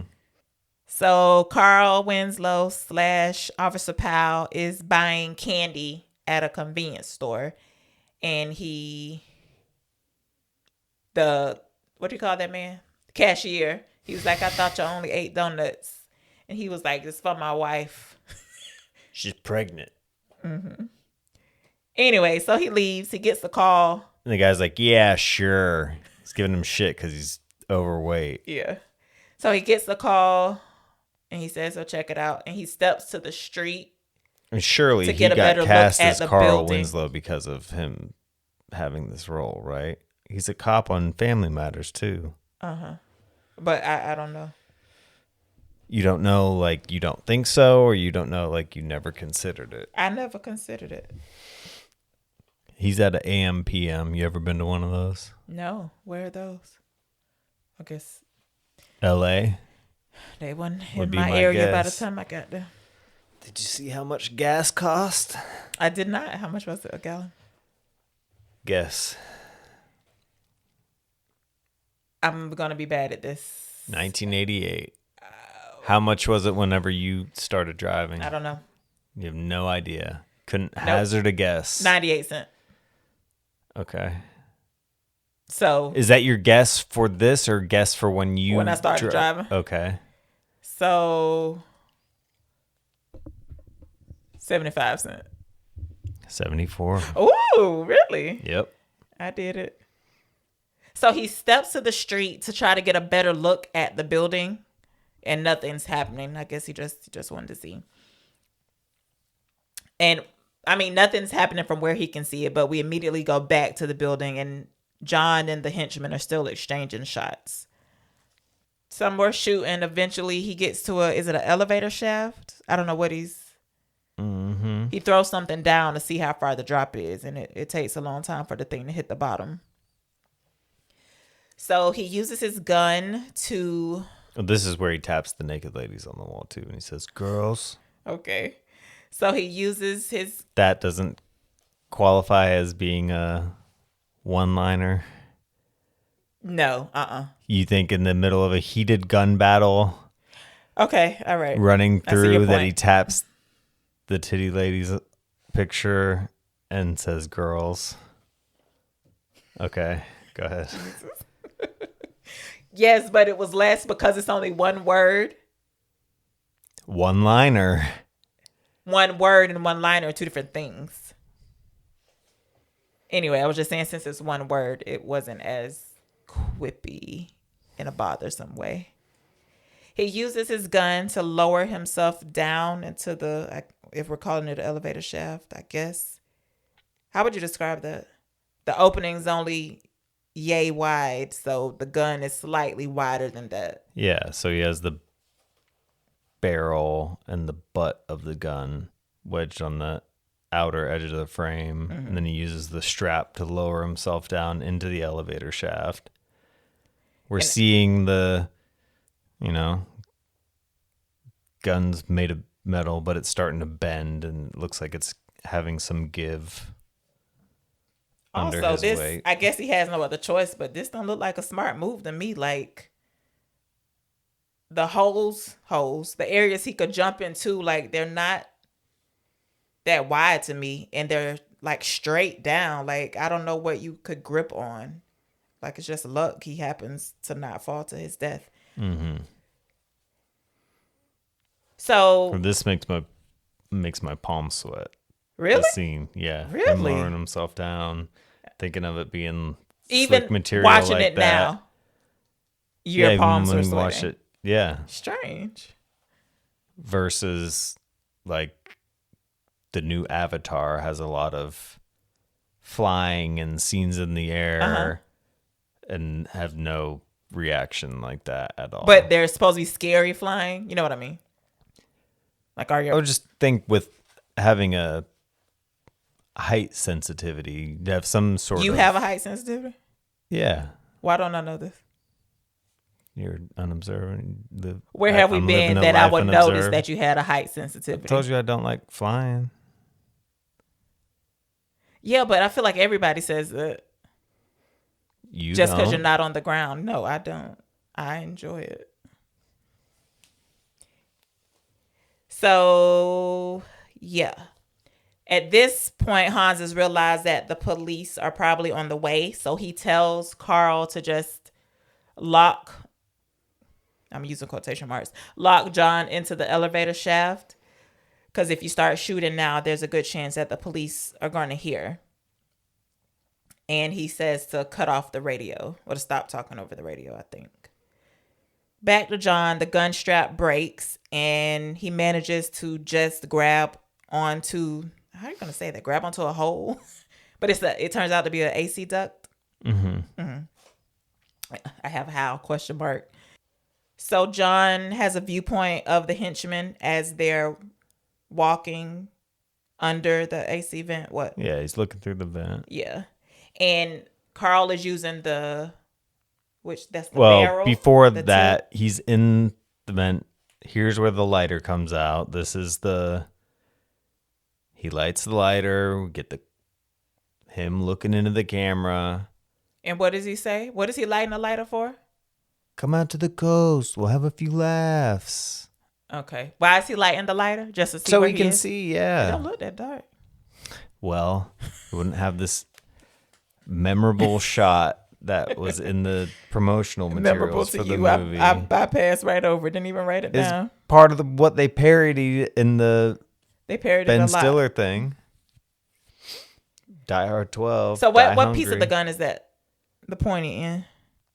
The barrel. So Carl is using the barrel, like he can tell that based on where John dropped to, he can tell he's in the AC duct, or he thinks so anyway. Yes. So he's using the barrel of the gun to like put pressure on the AC duct, and if it doesn't move, that means there's something heavy in it. So he's making his way towards what? What? Say that again. If it doesn't move, it means that something heavy is in it. What? You don't think you'd be able to feel the resistance? Yeah, that's what I'm Okay. saying. In different words. Yeah, it's a strange way of putting it. Resistance, that's the word. So Carl does that a little bit, and then he starts shooting into different spots in the AC duct. And as he's about to do it to the spot where John is at, somebody comes and gets him. I guess they have to prepare for in case the police are coming. Mm-hmm. Oh, what is Bruce doing? He's adjusting the angle of his gun. Is that to account for the angle of the vents? Because he's going to try to shoot Carl if he gets any closer. Is that what's happening? Mm-hmm. It is? Okay. I was like, what is he doing? I mean, I don't think he was trying to account for the angle of the vents necessarily. Well, what was he doing? Because I he think didn't he's just- aim it straight. He was like, Yeah, but he doesn't want to hold the gun right by his face and shoot right by his own head. I think it So was he's trying more to than hold the that. gun away and also, yes, be aiming it down so he's able to shoot him before he gets right underneath him. So John gets a chance to, get out of Dodge. He ends up back on the floor where Takagi was killed. Officer Powell is pulling up. He calls and say, I don't see any disturbance going on outside. I'll go check inside. And the guard lets him in, and he pretends like he is really into he's saying, the like, basketball game. Possible crank call. Mm-hmm. Why is it a crank? What's crank call? I always thought it was prank call when are I you was sure little. it's And crank? then, yes, they said crank. No. And that's a common crank call. They had Crank Yankers was a Comedy Central show I don't know. where they It did sounds prank dumb. calls. It's phony phone calls. I don't know where the crank came from. What do you think? I If don't. you had to guess. I cannot. I feel like somebody misheard it and it stuck. Getting like somebody gets cranked up, or you're calling someone to make them cranky, or strange. Have you ever made one? You never made a prank call in your life? Okay.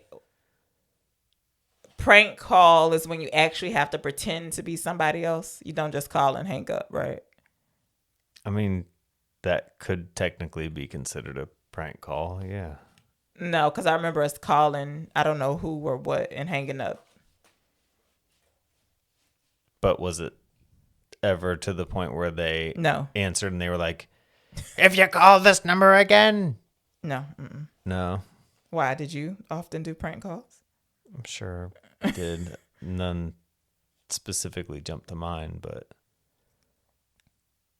no phone shenanigans besides that. Mm-mm. So what do I have here? John breaks glass with... Nobody ever called for CY. And John breaks glass with... She boo-booing. What does it say? John breaks glass with what? What does he use to break the glass? We used to do that to each other. Like if somebody would call for... You would say he's on a toilet? Yeah. Okay. I believe you. It was just a innocently funny thing to do. To you, yes. What? Everybody goes to the bathroom, so it's not incriminating. That's why it's not funny. But sometimes it was true too. John breaks glass with what? He's hitting the window with his gun? No, he's using a chair. Oh, that don't say chair, but I believe you. So he's trying to do that. And Officer Powell is asking to look around. He's in the lobby, remember? It's Notre Dame. 2 men have made their way to the floor that John's on. And then Officer Powell walks, I swear, no more than 5 steps. And he was like, oh, the hell with this, and turns around. I was like, what kind of checking out was that? Because he walks in the lobby, the guard is there, everything seems calm. But an attack doesn't have to be happening on the first floor. Yes, I'm not that he has to check all the floors, but anyway. Building has to come in. I'm just saying he didn't even possibly do a good sweep of the first floor is all I'm saying. Yeah, but he also thought he was on his way home. He was picking up that stuff for his wife. He got the call. He only responded because of his proximity. So he didn't have a vested interest in finding something. That was the whole idea. He wanted to go home. Okay. Lay down. I don't know what this says either. Oh, I know what it says. No more table. Kills on table. He kills one of the dudes from that comes back to him. He says, next time, don't hesitate to kill me. And he was like, good. Okay, here's a one-liner. Oh, really? Whatever he says something to the effect of good advice, and he shoots him. Thanks for the advice. Okay. He's underneath the table. The guy's on top of it. He's shooting down with the machine gun. Bruce Willis makes his way down towards the edge of the table, and the guy's standing there. He says, no more table. Okay. So Officer Powell walks towards his car. He gets on the intercom to call and say that everything's okay. And as he's doing that... Well, he's walking back, and he's also singing to himself. May I ask... The weather outside is frightful. How that added to the story that you had to interrupt me. That he was singing to himself. Dum-da-dum, da-dum, delightful. Please, it adds to the realism. Keeps up the Christmas. As he's doing that, a body falls on the car, and he backs up crazily as henchmen start shooting at his car. And what is that he drives off? It's not a cliff. What do you call that? Overpass? Not really. When he keeps backing up and he goes off the end of it. Yeah, that's when the vehicle split. The truck goes down into the garage. When the vehicle split. Oh, yes. And the Mercedes goes up to the building. Okay. So it's just the split level of the parking lot. Okay, gotcha. But yes, it's a sharp grade. It's like the edge. And it goes off of it. He backs completely off of it to where the nose of his cruiser is on the top level in the parking lot, and the back of it crashes down. This is what snaps Argyle out of showing him in the garage at one point, cutting to him. He's like, when he says like, Argyle, tell me you heard those shots. And it shows him like cheesing with his glasses on. Right, but you said snaps him out of it. This doesn't snap him out of it. Oh, this is that. This is that. Yeah. It's showing him. He's oblivious. And you see the car go off the back in the background. So a newsman has heard the distress call. Oh, when he's calling it in, he says, automatic rifle fire. Okay. Would you ever have said that? Would you? How would I answer that? I'm not a police. I don't. I know, but even having seen this movie, I was like, automatic rifle fire. I don't know if I would.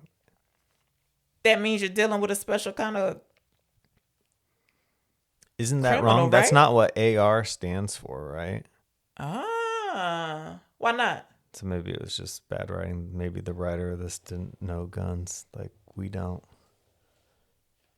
Well, how you know AR is like the name of the company, or it means something. It doesn't mean automatic rifle or assault rifle. Really? Would you bet $500 on this? Are you that sure? Yeah. That's not what it means? Yep. Please. Look it up. I don't care. You looked up TGIF. Because I cared. So Hans is saying police action was going to be inevitable. And John gives Hans a call on the radio. On the intercom. Mm-hmm. I do have intercom written. I'm going to let you go. I know you have this written down. Yippee-ki-yay, motherfucker, partial to Ray Rogers. That's what I wrote, but what? No, I didn't write that part Really? down. Because that's, I mean... Because it's what? Those are signatures of the movie. Okay, Wanted to so see you if just you get to wrote it skip down. 'em? Does that counts as one-liners, though? I don't You know. I think they didn't write down qualify? the whole thing. Yippee-ki-yay, motherfucker. I mean, that is the signature line from this movie, if you had to pick one out. So Hans is just telling Hey, he also says, what is Hans is guessing at who he is or what he does. John does a buzzer noise. okay. And he says, "Would you like to go for double Jeopardy, where the prizes are even bigger, or something like that?" Why you look confused? That's not something from Jeopardy. Was that from another game show? Double Jeopardy? He says it like that's a common line from Jeopardy. No, but that you it's know. a common. That's what happens after you get through the first round. The money get doubled. You upset with how he said it, like how he explained it? No, the delivery of it. He's like, and then he says, "Would you like to go for like?" I understand. Yes, do you understand? What do you understand now? I guess you're saying that if you got a question wrong on Jeopardy, it doesn't mean you automatically go to the double round. Is that your problem? Yeah, that would never get asked, Jesus. especially not as a response to somebody offering a wrong answer. You understand? I do, but what I Did don't Alex understand Trebek is why ever this say, bothers you so. "Would you like to go for double Jeopardy"? It just seems like a. Anyways. So the thugs report back, and they found out that Heinrich's bag. That's Oh, the I brother. do have it written down. Yippee-ki-yay. He's going through the guys he just killed while he's talking to Hans. He finds the cigarettes on the one guy. He says, "These are very bad for you." Heinrich's bag is missing. Yeah, and it's the bag that had the detonators, or the detonator. We don't know what that means yet either. We just... Surely we know the word detonator, though, right? Yes, but we don't know what the detonators are for. Are they ever for anything besides an explosion? Yes, but we don't know where the Yes, but I just want to are. make sure, like there's no other word. Is detonator associated with anything else? Is what I'm asking. We've been... No, I mean, not as far as I'm aware. Okay. Anyway, what were you saying? That all along the way they do show little bits of like the terrorist guys doing stuff that they But we don't know what's going on. Yeah. So Sergeant Powell, he's back on the radio, and he's By the way, Pal, I definitely, as many times as I'd seen this movie as a kid, always thought he was being called Pal, like P-A-L. Oh, well, wait a minute. You saying that, but I feel like Bruce Willis does say pal. I think maybe in one instance, Pal, but all the rest of the times, Powell. Yeah. And this is a horrible character name, Al Powell. Al And he's Powell. being called Powell. Pal. Powell. Pow. Sergeant Powell is back on the radio. He's trying to contact whoever had initially called in over the intercom radio. Well, Hans says something too. He's like, "This is just the police. I'm waiting for the FBI. I'm waiting for the FBI." So McClane's telling him everything. Like, yeah, they're saying, "We need to get that radio away from him." Then we have the chief arrives on the scene. Did you recognize him from anything? I've seen this guy before. He plays an asshole. He the principal From on Breakfast Club. Yes, he is. And he has a line here. He could be a fucking bartender for all we know. He's pulling your chain. Which that's Bruce Willis's story. So What? He was a bartender in New Jersey before he got his start in acting. No. But I believe you. I never noticed that line. So just right now? Yeah. Just right now as we're discussing it. Or you mean while you're No, watching I the wrote movie? it down. I'm talking about when we watched it for this. Now we have Holly and Hans having an interaction. Well, Holly walks in because she's asking for permission to put the pregnant lady on the sofa and telling him he should probably start letting them go to the bathroom in groups. Unless he wants a mess. Mm-hmm. And she looks in the direction of the picture that's laying flat on her desk for a long time. Why? Please, to know that. See if he had flipped it over yet. What? It's just looking at it nervously. Her eye is drawn to it, and yes, wondering about that, thinking about him. Anyway, hoping it the secret makes is still it catches safe. Hans' attention. He's like, "What is she looking at?" And then this, because she was like, "It's Gennaro, Miss Gennaro." It's like, please. So anyway, I guess Gotcha, not trying to protect Argyle's me. listening. He's not watching. There's The nothing to news. watch on. He's listening The to the news. news. So now he's aware of the situation because they say the name He's of watching. the building. He's got the TV. So he does have a TV. That's what I was asking. You pointed it out earlier. I said This limo's VHS. got everything. I said VHS. That's not TV. You said TV. I did not.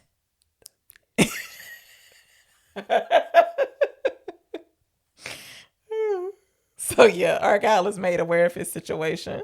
Now, the guy on the news is Dick Thornburg. Is that supposed to mean something to me? He's also the not bad guy, but he's like a villainous character in Ghostbusters. He was perfect 80s dick guy you'd love to hate. I mean, when he gets punched by Holly at the end, it's a... Oh, you talking about a newscaster? Yeah. What are you saying about him? I'm just saying that guy played a dick. His character's name is Dick in this, and he's called a dick in Ghostbusters. He's good at it. He's perfectly cast. So Robinson and what? Nothing. Go ahead. And Powell are arguing, I guess, because Robinson says they're gonna go in, and Powell says don't. Argyle, I guess he's trying to see if all the exits are closed because he slowly drives to the exit and he sees that the gates are down. We get a police who's approaching the building because they are going to go in. He walks through a rose bush. The chief, initiates all this. He says, "Begin your reconnoiter." Okay.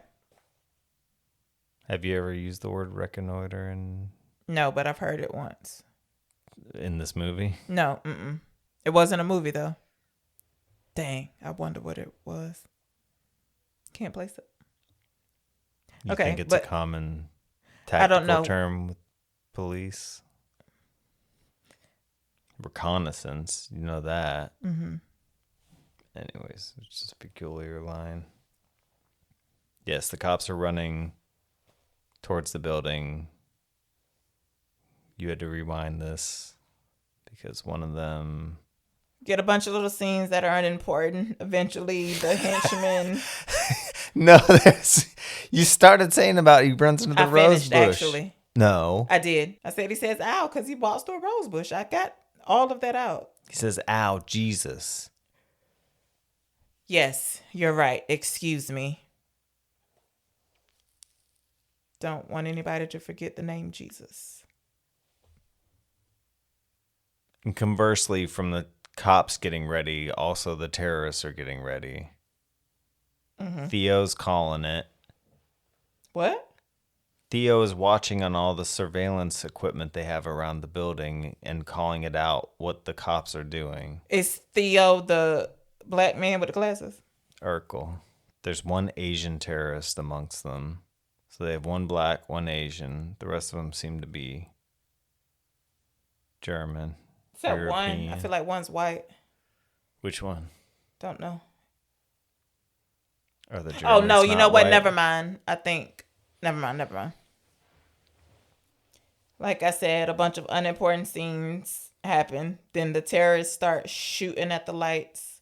And they were using the lights as, I guess you could say, a sort of cover to try to blind. What were they trying to blind? Whoever was inside while they was breaking inside? I don't understand what the lights were really doing. The lights are so that if they're looking out, they can't see what the cops were doing. Now, the Asian terrorist goes for a candy bar. I just want to point out that this is one of the scenes that I labeled as unimportant. At which point you commented, ooh, I could really go for some candy. I might have. And then you brought up a candy that you swear exists that I never heard of. It's not. It's probably because I called it a candy, and I guess it's not technically a candy. It's more nuts than candy. Okay. Nutty Buddy? No, I know what a Nutty Buddy is. It has chocolate. The Nutty Buddy has chocolate, or what you're talking about has chocolate? Nutty Buddy has chocolate. What I'm talking about does not.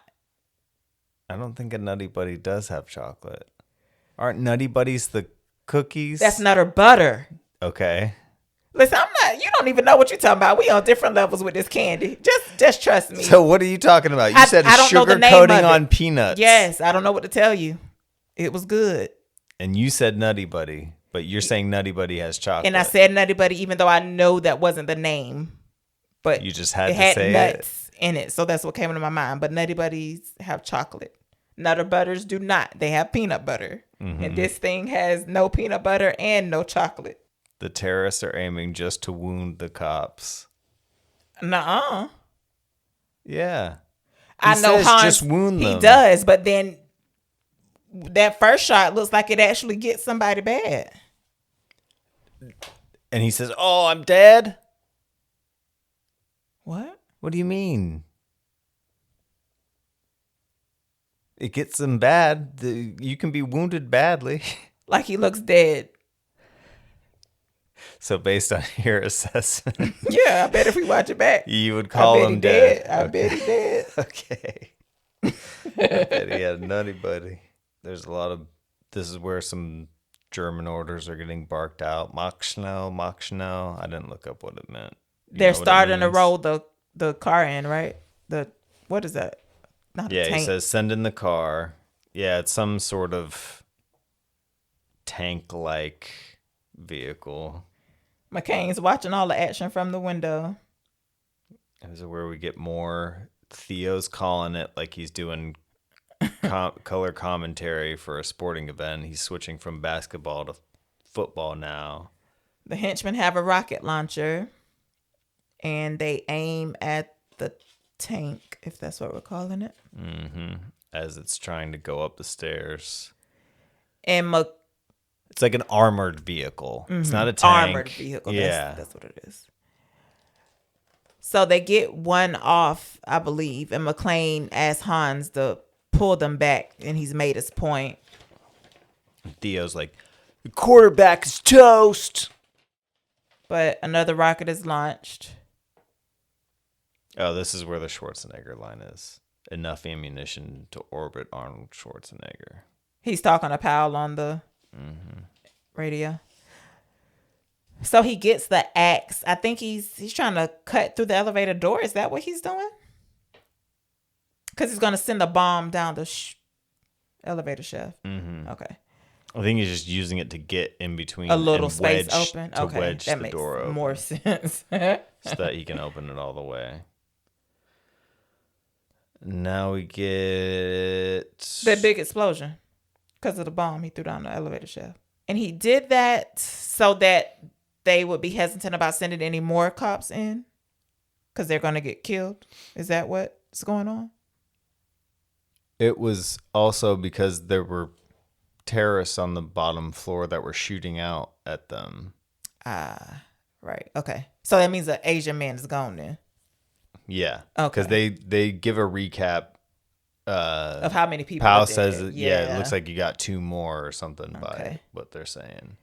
So we see a news update on the TV, and they have named the guy who's in lead, Hans Gruber. Yeah, where they got this info from? Who This quickly knows? in 1988. Yeah, Powell and I was going to say Roy because he tells Powell to call him Roy. He hasn't given him his real name yet, nor has he said he's a cop. But they're on the radio, and the deputy chief of police gets on and tells John that they don't want his help.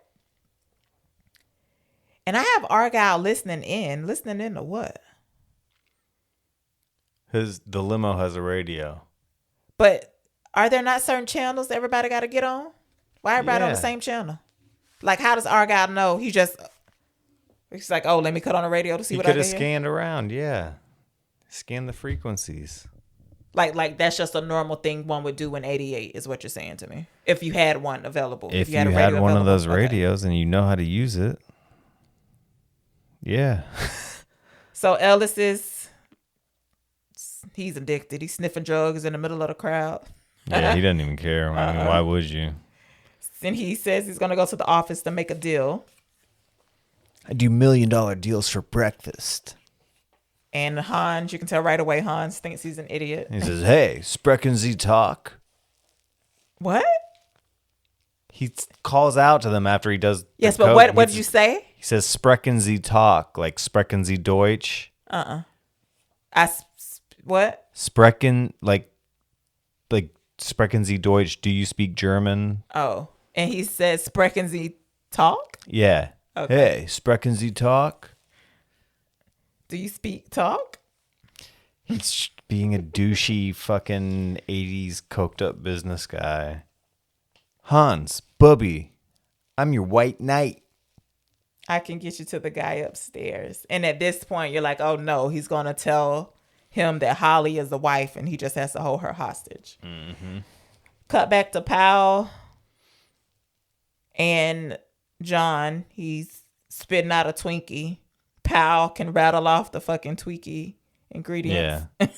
Trying to choke down a 1,000-year-old Twinkie, which, I mean, the building's brand new. It's still under construction. How old could that Twinkie be wherever he found it? Yeah, he's tripping. We see the news. It would do a brief cut to the news people again. And this is where Dick Thornburg is talking to his assistant. And the assistant, I noticed, I doubt you probably haven't even seen A League of Their Own. Have you seen A League of Their Own? Baseball? Yeah. Yes, but I don't remember anything. Oh. Well, his assistant. Can't Cry in Baseball? Mm-hmm. Yeah, that's all I remember. Okay, anyway, what go on? And 2 other things. There's no crying in baseball. Yes. What are the 2 other things you remember? That 3 now. Gina Davis is in it. One girl let her sister win the game. I don't even know what I'm talking about, but that's coming to mind. Somebody let their sister win. And Rosie O'Donnell. Mm-hmm. That's all I remember. Madonna. Oh, okay. I believe you. What about Betty Spaghetti? No. Anyway, what is this? What are you saying? Nothing. His assistant is Betty Spaghetti. That's all. And she's a player in A League of Their Own. Yeah. Okay. Now we get Hans and Ellis. Ellis gets on the radio. John. Well, not before Hans lets John know that he knows his name and that he's of the New York Mr. McClane. Police Department. So yeah, Ellis gets on. He tells them Should that I say Mr. McClane? the thugs want the detonators. Ellis is pretending that him and John are friends. That's why John is at the party. And John realizes they're just gonna kill him. Yeah, John is like, Ellis, what did you tell them? They shoot Ellis and they threaten to shoot others. Did you have more notes about what he says? He's doing it over the course of it, yeah. John is saying like, he doesn't know what kind of person you are. I do. Ellis, what does he say? Tell them you don't know me. It starts getting more intense, and Ellis is cheesing all the way through it, thinking like... He has the situation under control. Yeah. Like I said, they shoot Ellis, threaten to shoot others. We hop back to Powell and the chief deputy of police. They're having an argument about McClane's actions. The deputy chief of police is saying he got Ellis killed. John did. He let that guy die. And Powell was arguing that he tried to save him. They hear all this over the radio. Can't you read between the lines? He did everything he could to save that guy. So Hans... And then he tells him to go home. He's like, no, sir. You couldn't drag me away. So Hans calls the police on the radio and he starts giving his demands, which is what the deputy chief of police was arguing, that if there really were terrorists in there, why hadn't they made their demands known yet? Mm-hmm. He's rattling off a list of people that he wants released from prison. And he said, once they are, the hostages will come with us on the rooftop and accompany us to the airport. These are all international. Yes, people in jail. But the accompany us to the airport part makes no sense. Yeah, he's saying like, the release of my revolutionary brothers and sisters. It'll take it, I swear, like 50 helicopter rides to get everybody off. So a strange request. No, they say that there's 30 people.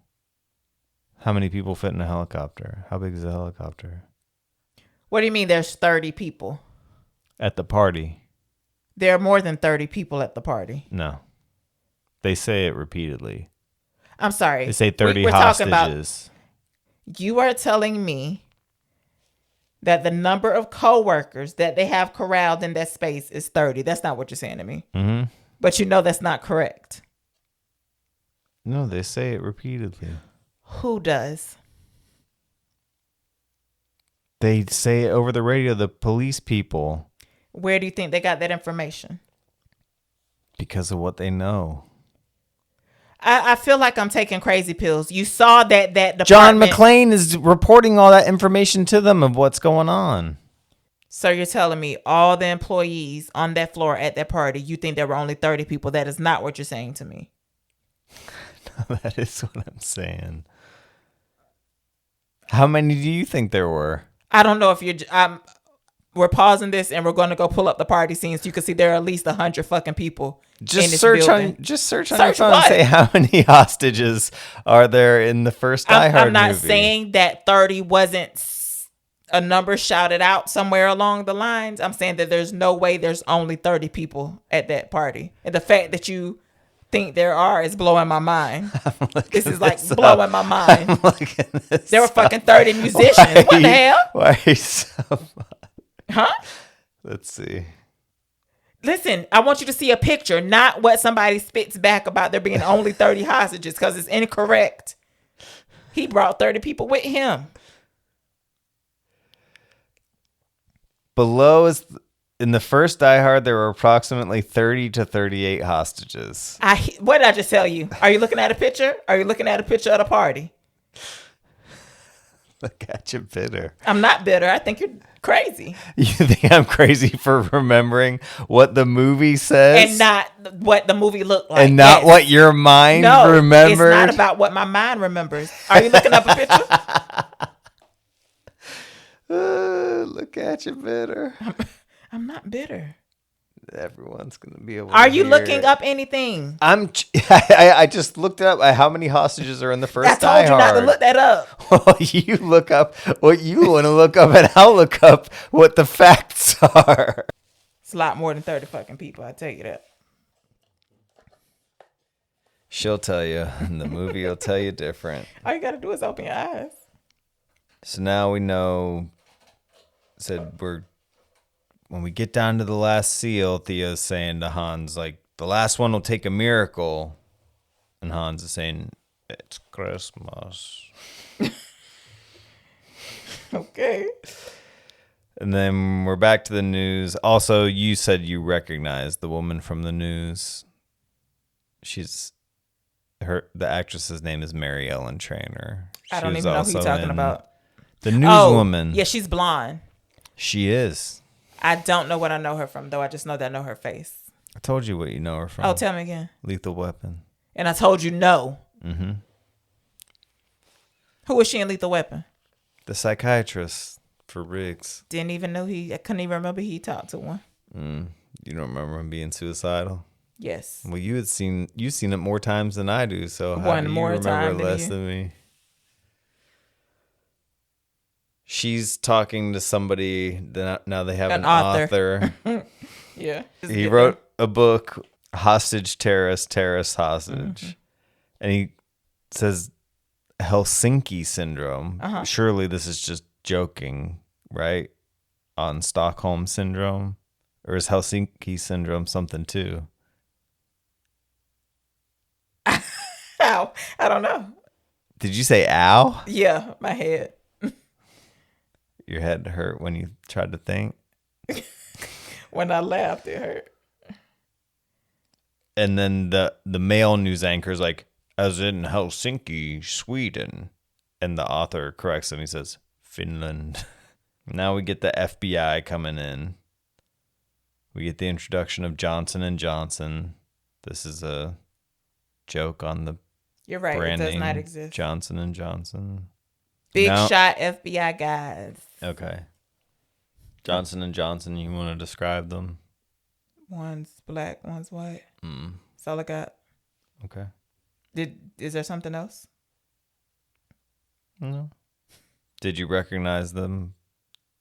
Either The of black them dude from looked anything? familiar, but I don't know from what. But not the other guy? I don't know him. I feel like he's the more recognizable What do you know him actor. from then?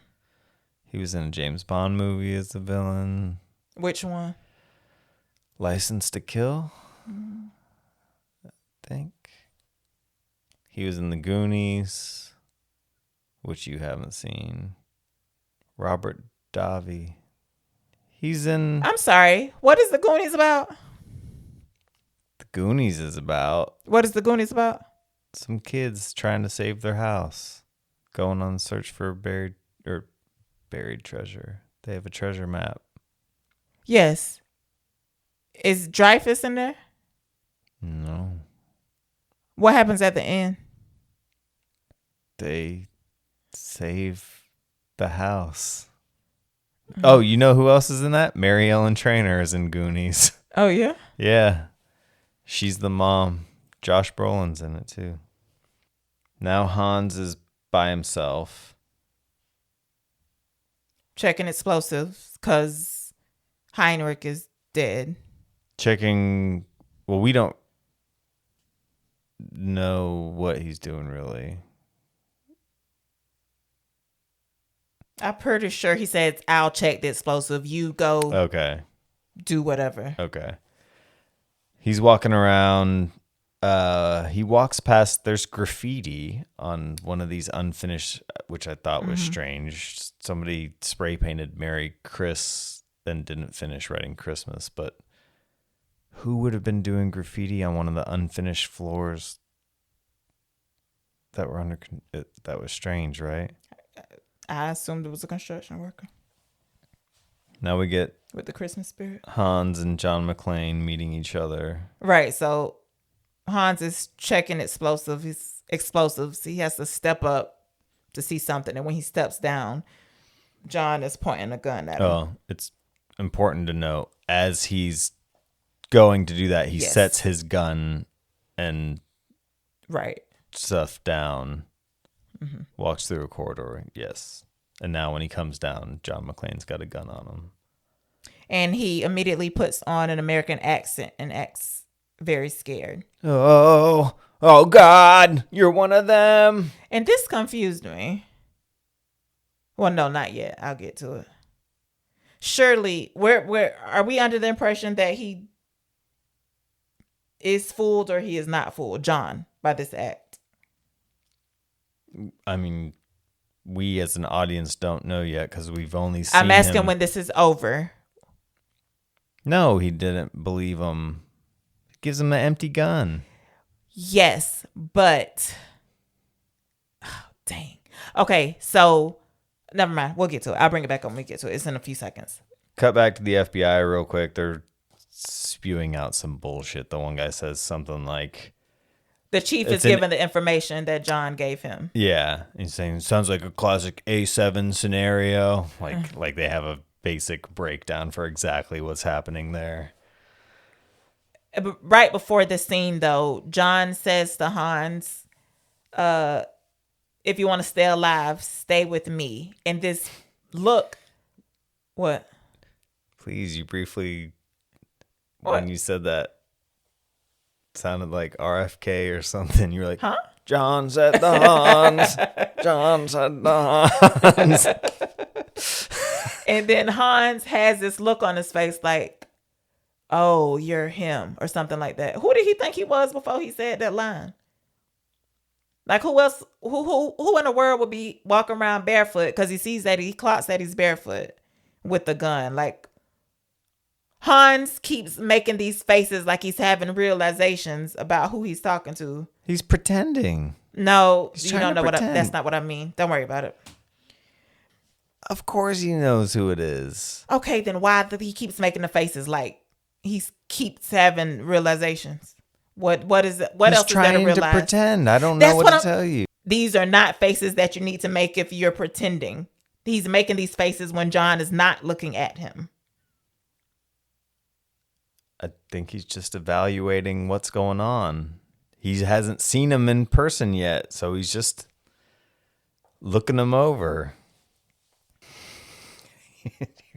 Hans and John smoke a cigarette. It's the last two in the pack that he lifted off the guy.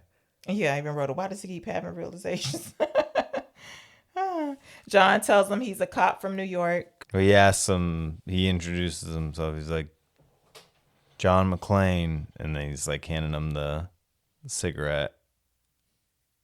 And he says, Clay. Bill Clay. He says Clay. Clay. It's like Clay. Say Clay. Clay. He says it in a funny way, doesn't he? You don't think so? I can't recall. I feel like it's a very like phlegmy Clay. Okay, so is John looking at the marquee to see if he says a name on it? Because if he does, that means that's the only name he knows, or that name wouldn't be on the floor with Holly's party. Like what? Because he said he was at the party and he got away. So what is going on? No, it was right. It says I know. So does Okay. that mean he believed? That's why I was asking you. Is he buying his story or not? we don't know. We don't know yet. He's feeling them out. He's asking them. Okay, what was he accomplishing by looking? We still, in your opinion, by looking at the marquee, he realized what? This shot composition is designed to breed the mistrust in us as the audience of not knowing. How John? We're thinking that this is the power struggle of this scene, is us not knowing if he's going to be able to, if he's getting one over on McClane, or if I'm McClane asking you, in your opinion, at this point, what did you think he was looking at the marquee for? Is what I'm asking you. To see? Yeah, just Yes, why do you think he doesn't know anybody? He barely met anyone before he got shot up there. The only point of reference he has is that little reader board with a list of names, which why that's up there is beyond me because that's a higher floor. Right. So my thinking was if he was looking at it, because if the dude said somebody off that floor, his story's not adding up. By him saying the name that was for somebody on a different floor, this would add support to John's thoughts if he was not buying his story that this guy is full of shit. Because why would he be on the floor with Takagi's employees? That's all I was going to say. It's extra slick, too, because on the board, it's written as... William. Well, it just says WM. But yes, that is to indicate William, which Bill is a nickname for. You ever use a gun? He asks. McClane asks Hans. Or Bill Clay, who responds, "There's guns that shoot the red paint." Anyways, John gives him a gun, which I don't know much about guns, but if I were someone who does know about guns, this is a purely visual conceit of a movie. Supposedly, again, not from personal experience would I know any difference, but you would be able to tell readily the weight of the gun would be substantially different if there were no bullets. So, how sure are you? I feel like 90%. I feel confident that if after one time of holding a gun with bullets in it and holding it once without any bullets in it, that from then on I would be able to tell the difference. I feel like with a paintball gun, you could tell if there were no paintballs in it. Okay. It would just feel lighter. It would have that weightless feeling. Anyways, he gives him the gun. The gun is empty because he holds it on him and it clicks an empty round in the chamber, and he kicks up with the, well. You know, you should be on fucking TV with that accent, which is funny because Bruce Willis was from TV. This was his big break. I wasn't. Yeah. And he's talking about the accent because Hans was making a call on the radio, giving instructions in a foreign language. And it was a big gamble, too, because Moonlighting was a big show, but... You mean he left it completely to make this movie?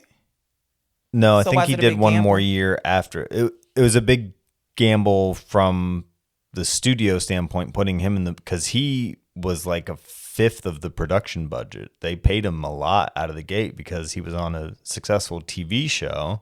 Mm. But we know, and especially from that era, that doesn't necessarily translate to... I mean, it still doesn't. That's... So as John is saying, I'm not stupid. Like he was saying, I didn't give you a gun with bullets. I'm not stupid. And as he's saying that, the thugs arrive because Hans has called him over the intercom. Yeah, he says, "You think I'm fucking stupid, Hans?"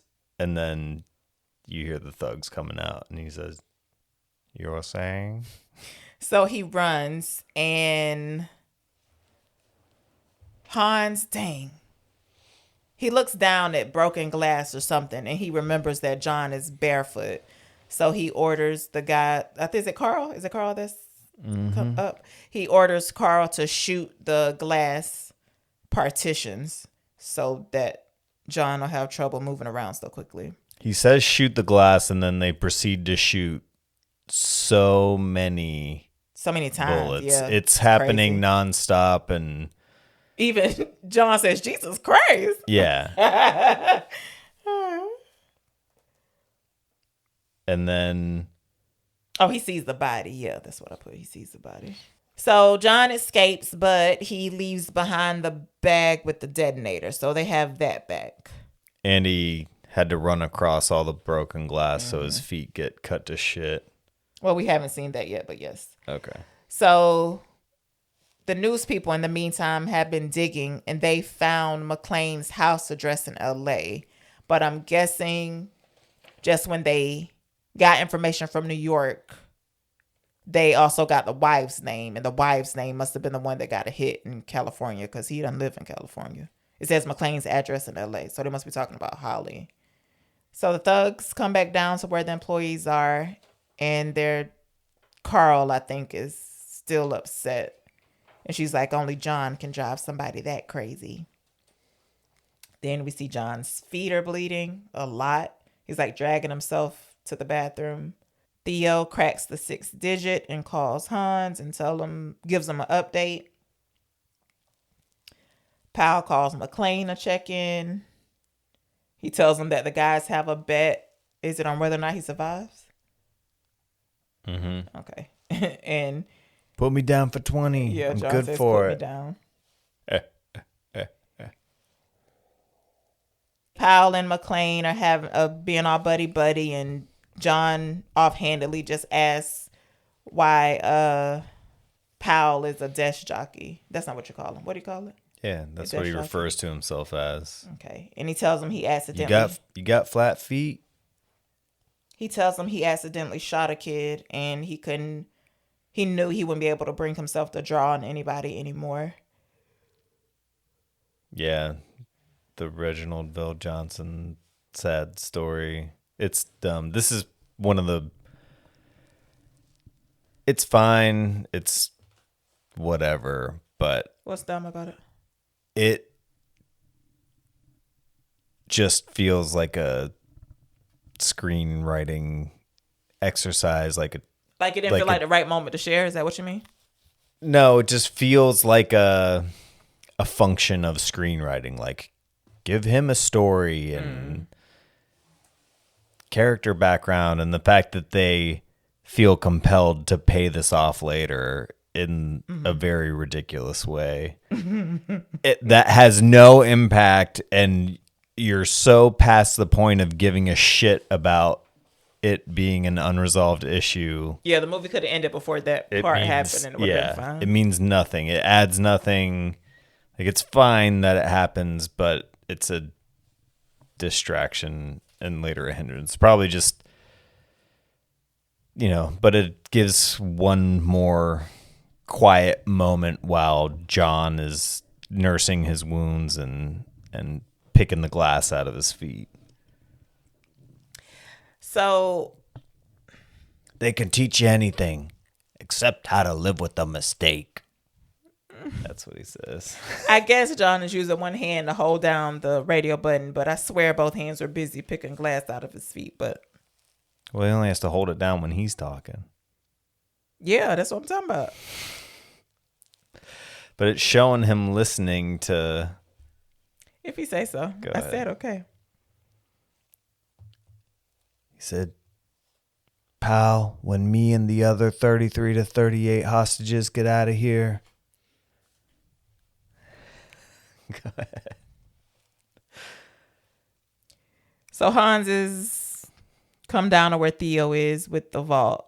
And he's telling them once the FBI cuts power, the time, lock, circuit, yada, yada, yada. I don't know. Bottom line, that's going to be what they need for the 7th code or number to be deactivated. You ask for a miracle, I give you the FBI. And if the power gets cut, the power will be out for 10 blocks. But they go ahead and do it. Safe unlocks. Christmas music starts to play like it's a triumphant moment. Well, and Theo starts flipping the money lids. Yes.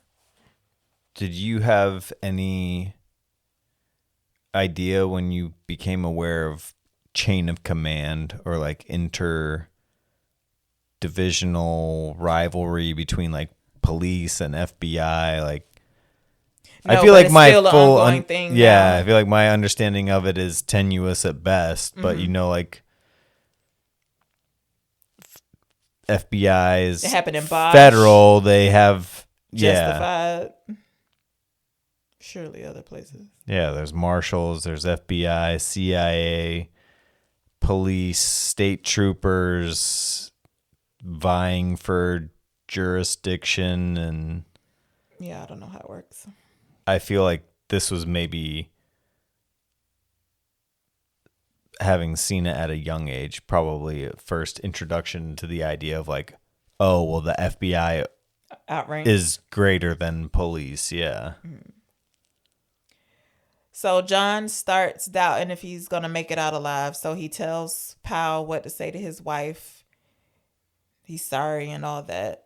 And I was like, I really enjoyed his little acting scene right here. Like, I realized I hadn't seen him in a lot of stuff. Fifth Element.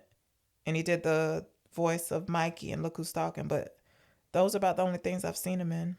Besides a little bit of Moonlighting you showed me.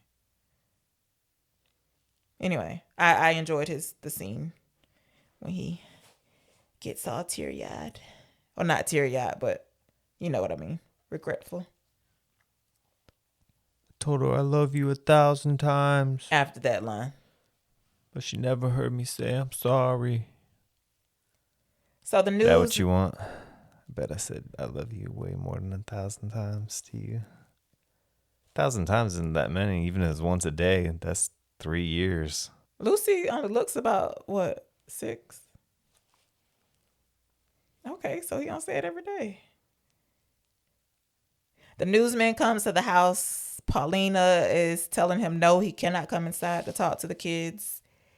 And then he gets close and he says, I'll call INS on you. Don't know what that is, but Immigration Naturalization Services, something like that. Mm-hmm. So I guess we're to take it that the nanny's illegal. Not illegal, undocumented. Anyway, that makes her let him in the house. John goes back to where he found Hans to try to figure out what Hans was doing. What were you doing on the roof, Hans? Wasn't really the roof, though. Oh, and this confused me. He already knew that the bag had detonators. They didn't know what for. Yes. You didn't know what they detonated. But you know that it goes to something. Like, why be so surprised that... Like, why wouldn't your mind immediately go to, oh, more bombs? You know what I mean? Yes, but he didn't know where they were. I feel like you said that already, and I said yes. Why do you keep repeating that? Yes, but everything is coming into view. He's heard the demands of them, like, escaping on the roof and seeing the explosive up there. We missed that him and Powell share a moment, and they both realized that the demands that Hans was making sound full of shit. Yes, but part of those demands was the helicopters to escort them off from the roof at the end.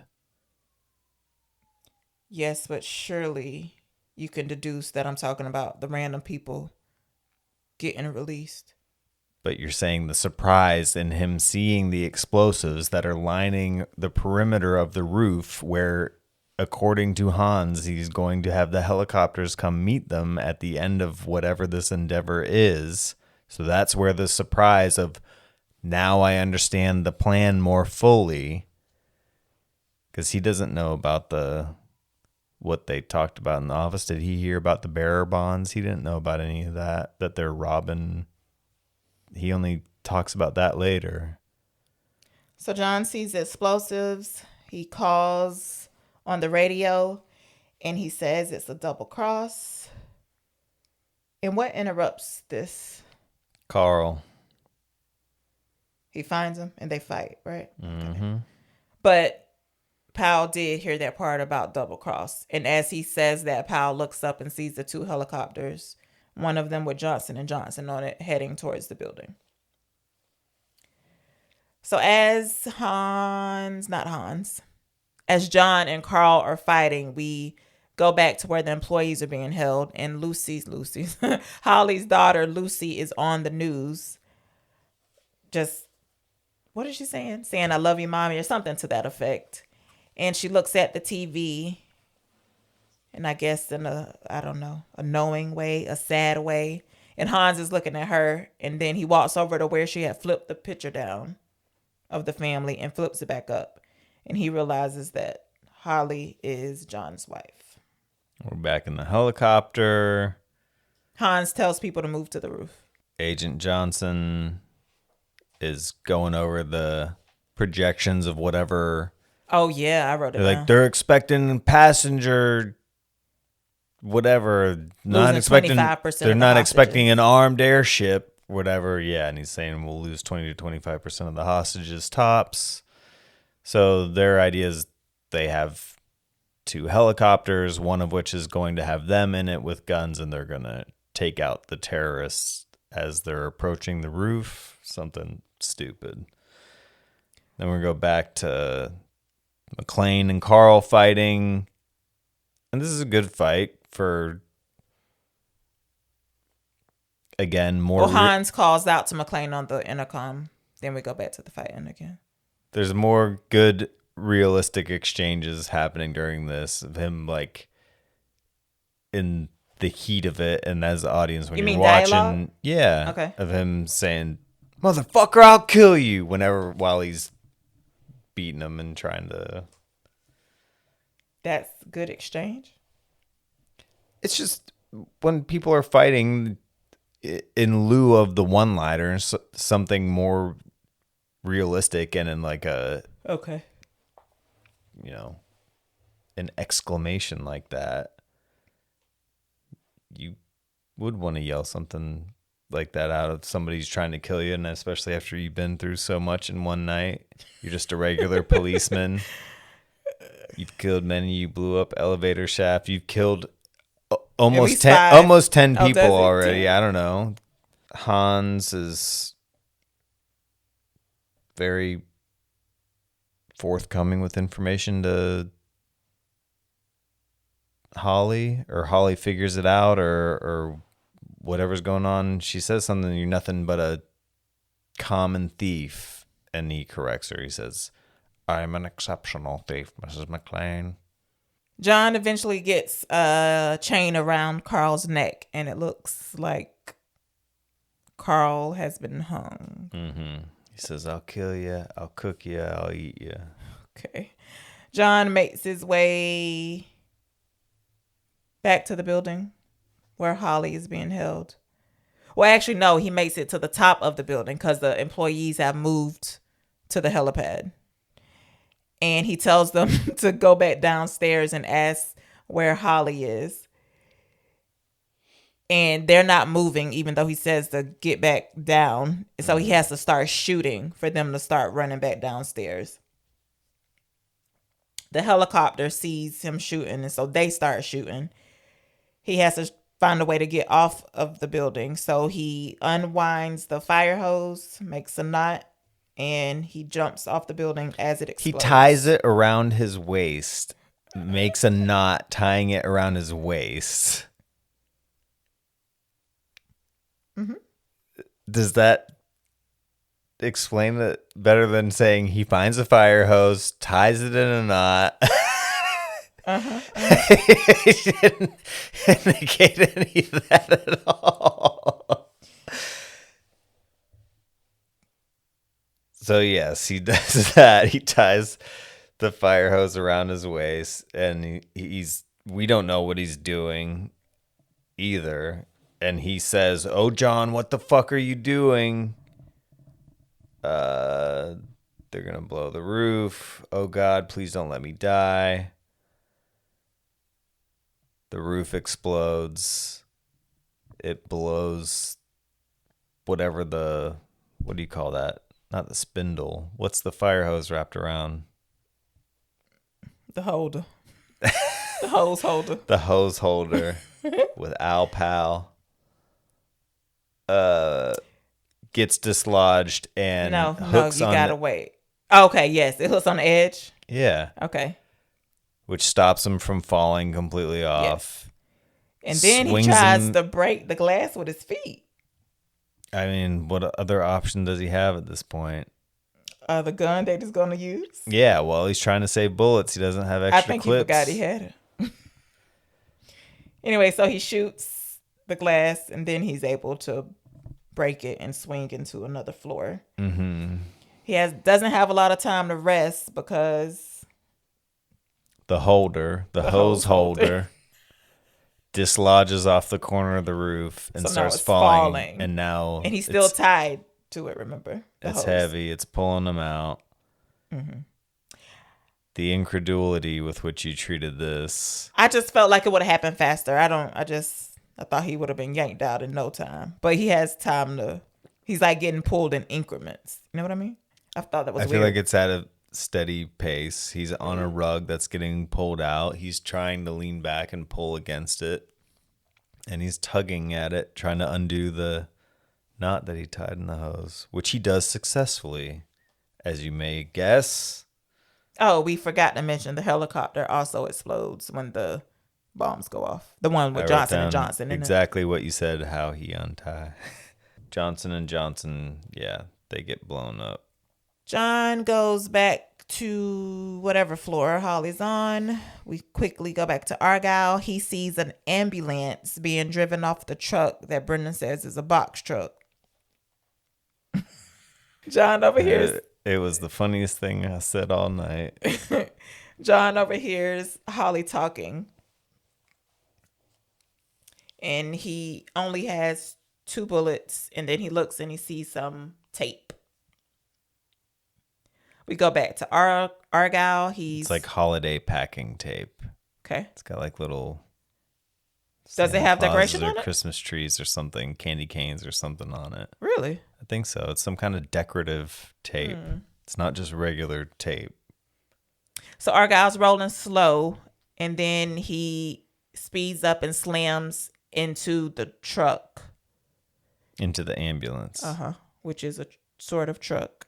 Then he punches the guy who's driving, and I guess that's Theo. Enough to keep him knocked out the entire time. I wrote Argyle versus Urkel.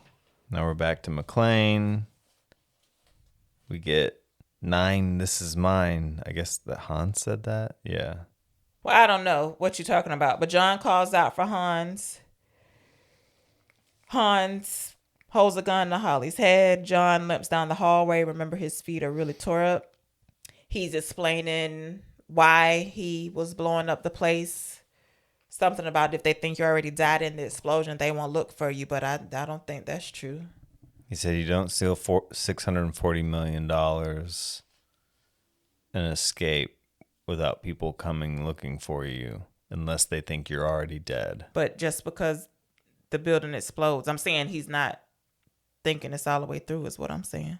No, he did think it all the way through. It would have worked. His plan was for them to be up on the roof. The roof was going to explode. Everyone was going to think that it was a terrorist effort asking for those people to be freed. They wouldn't be looking for the missing Barabons because they would think that they were dead. They would think the terrorists all died in the explosion with the hostages. And I'm asking you, do they not collect body parts and try to match them up to who they belong to? That's what I'm saying. Dental records or something, teeth, nothing. It'll be smithereens. Like in a huge explosion with dozens of people. That's the job. Sort through the wreckage. You don't think so? No, okay. I don't. Okay. I don't think they had the ability to do that. In 1988, especially. See, this is another thing. You don't think they had the ability to do what? Compare dental records? A misconception you have. It's just like with The Wire. When you're watching, you're like, oh, this is how it really is. Like, unless you're going to give a specific example, don't just throw that out there. What is on The Wire? What you talking about? Just the reality of no, you have to give a specific example. Of the bureaucracy of figuring stuff out when you see them like tagging murders as solved whenever like they were going to let Omar go down for that murder even though he had nothing to do with it. What he said my feeling about it is? So in your mind, you're thinking that there is some altruistic government agency that is going to diligently identify the remains of everybody in a humongous explosion. Like they would identify as many as they were able to, but they would not be like, we didn't find out whose tooth this was. There would be like, there were the remains of several others, yet to be identified I or don't think something. there's an altruistic fucking government that's blah, blah, blah. I just think people do the job they're supposed to do. But if the easiest explanation for somebody who's in that position is to be like, everybody died, you think that they would rather make sure that they got every last individual accounted for. They didn't even have any information on how many terrorists they were, and there was only speculation on who was there to begin with. And that's why an explosion, the destruction of the evidence or the identifiable things, that's built into it. Anyways, I don't know why. I don't know how you got so hung up on this portion of the plan. I didn't get so hung up. I asked a simple question. You've been talking for minutes, though, if you really want to know. So who's hung up? Yeah, me trying to explain. You kept asking questions. What specifically about the wire? That's because you brought in more examples because you were talking so much. But I'm hung up, though. Mm-hmm. So John throws down his gun. He laughs about yippee-ki-yay. Does he say yippee-ki-yay again?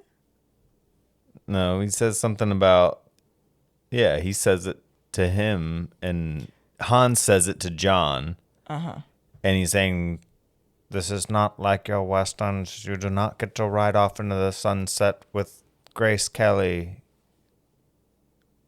And he says, told him he had the wrong actor. It's Gary Cooper, asshole. So he reaches behind him and he grabs the gun. That's what the tape was for. He taped the gun to his back. And remember, he has 2 bullets. He yells out Holly's name, and I guess she dodges out of the way because 1 bullet is for Hans and the other bullet is for whoever else is on the floor. Can't remember. Nobody in particular. It's not Carl because he got hung. The other remaining, the last other guy that Hans was going to split all the money with. He gets him right in the head. Hans just falls out the window. Yes, but he's hanging on to Holly, so... He's hanging on to Holly's arm, yeah. Her wrist, specifically her watch. Mm-hmm, mm-hmm. That is true. Yeah, it is true. How about that? Anyway, so yeah, John unbuckles. It's still so strange. Anyway. You know anything about... take off the watch and... He loses his grip and falls. I probably told you about this after the first time you watched it. You know what the lore is about the fall? No. When he releases the watch, you see like the bad shot. of yes. him. What about it? That they had it set up, and obviously he wasn't really hanging off of a building, but it was like a controlled release, and they were counting down when it was supposed to happen. Oh no. And they released him on 2 instead of 1. To make him look scared for real? Yeah. Now we're back down on the ground. So much fucking blank office paper is raining down. Please. Yeah, still. So in the amount of time for them to collect themselves, get everybody else from the floor all the way down, which I guess... You think tell it's only 30 people, so it shouldn't take that long. No, but I'm saying, do you think the elevators were still, because he blew up the one elevator shaft, how many elevators do you think were in there? They would have had to walk down 30 flights of stairs. That would take a long fucking time. But I guess paper would take a long time to fall too if it was... Anyways, it looks cool. Does it? It looks good. And then... Just in case you needed a full resolution to every fucking stupid thread John and Holly are walking out. He makes eye contact with the police that's walking towards the door, and he mouths "Pow," and they light up "Pow" like it's a romantic movie. And he nods his head yes, and then they hug. They hug. Boy, this really got you. I don't They think lit you him were. up. Did you see how they lit him up like he was glowing? Yeah, but you weren't reacting at all. You must have been holding it all in and Yeah, feverishly writing it down as fast as you could. Chief of police walking up talking shit. It looks like John is about to take a punch at him, but before he can do that, Carl walks Throw out. a punch. Throw a punch. What did I say? Take a punch? But before he can do that, oh my God, you're finna interrupt me again. Piss on himself. Piss on himself. Go ahead. But before he can... Are you done, though? Before he can take a punch... Carl walks out. He has a gun. He's about to shoot. But Powell is still... Carl, miraculously alive, and also just decided that he would also go down with all of the other survivors and just go completely unnoticed until this exact moment. Powell's quick on the draw.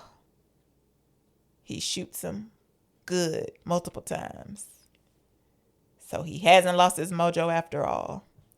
Argyle crashes out of garage. Why he didn't do this hours ago, I don't know. I did write that. Somebody could have done it hours ago. I wasn't even reading it when I said that. Whew. News reporter walks up, asks Holly how she's feeling, and then she punches him, putting her kids in danger. Or blowing her cover, I guess. Argyle leads them to the car. Yeah, he didn't really put her kids in danger. Argyle leads them to the car. They kiss. They drive off. I put no questions answered. Fire is slowly dying. Let It Snow is the outro song that plays.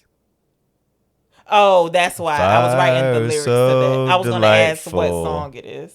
Fire is slowly dying. That's what you wrote down? Uh-huh. Jesus. You don't know the lyrics to Let It Snow? Not if I had to sing it offhand, no. And you... Why'd I write no questions answered, though? Well, there are no questions answered on Blitzen, Dasher, and Dancer. That's not how it goes. Mm-hmm. Look at you, just accepting it. I don't care. Since we no place to go. Any favorite scenes? Brittany says, oh no. Oh, any favorite scenes? Yeah. Or dialogue? You like... Plenty, please. It's a what? classic movie. The only scene I don't like is... What? Carl shooting Carl. What'd you say? Carl shooting Carl? Yeah. What do you mean? Carl shooting Carl. Oh, Carl Winslow shooting Carl, the terrorist. Mm-hmm. I already told you I liked after a certain point where he was regretful about his marriage. After that, I've said, I love her 1,000 times. She never heard me say, I'm sorry. From that point on to the end of the scene, I was like, oh, I enjoyed his acting there. But that was your favorite scene? Yeah. And nothing else was like, wow. I mean, there's a lot. Like I said, there's so much going on and everything is constantly furthering. I mean, the movie flies by really fast for being a 2-hour, 12-minute movie. Spawned how many? a huge franchise. There were 5 movies in all, spaced very strangely He stays with all apart. of them. Yes, he's the main star in all of them. He stays with all of them, yes. Pretty sure the most successful, absolutely, without a doubt, the most successful What's this one? franchise of his, for sure. From a financial standpoint. What other franchise undoubtedly. is he in? Why would you say that? He was The Whole 9 Yards. They made a sequel of that. The Whole 10 Yards. Yes, but that's... Look Who's Talking. He did the voice in all 3 of those. I wonder if they ever made more without him, like straight to video ones after that. I know there were at least 3 that he was in. How did one find out about straight to video movies back in the day? By visiting your local retailer or rental store. So they just already had them on the shelves lined up, multiple copies for you to buy. Is that what you're saying? I mean, they would advertise them in some form or fashion. You don't remember they would have trailers on VHS tapes too. I can't actually remember any trailers being on VHS tapes. Coming soon to home video. You don't remember any trailers like that? No. Time for the Brittany scale, which is a rating system we use around these parts based on words that I frequently say when Brendan asks me my feelings about things. He says many of my terms are not distinct.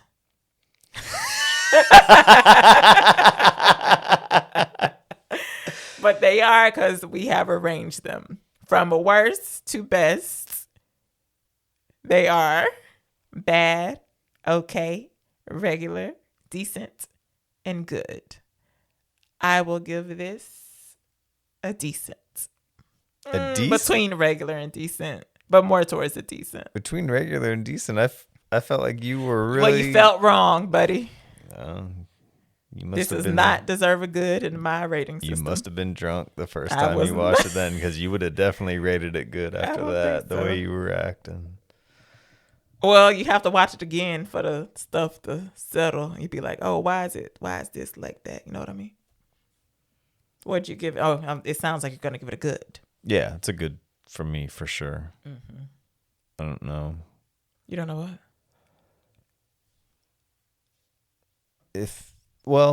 No, Bruce Willis had a good storied career. What There were are you gonna other say? stuff that he was in that was on the level of this quality wise. Even though you've only seen 3 things that he's been in somehow. And they were all great. Oh, so I'm kind of remembering this time. 6 words. And actually, it's going to be to summarize the whole movie and not just a scene or a lesson. So if you had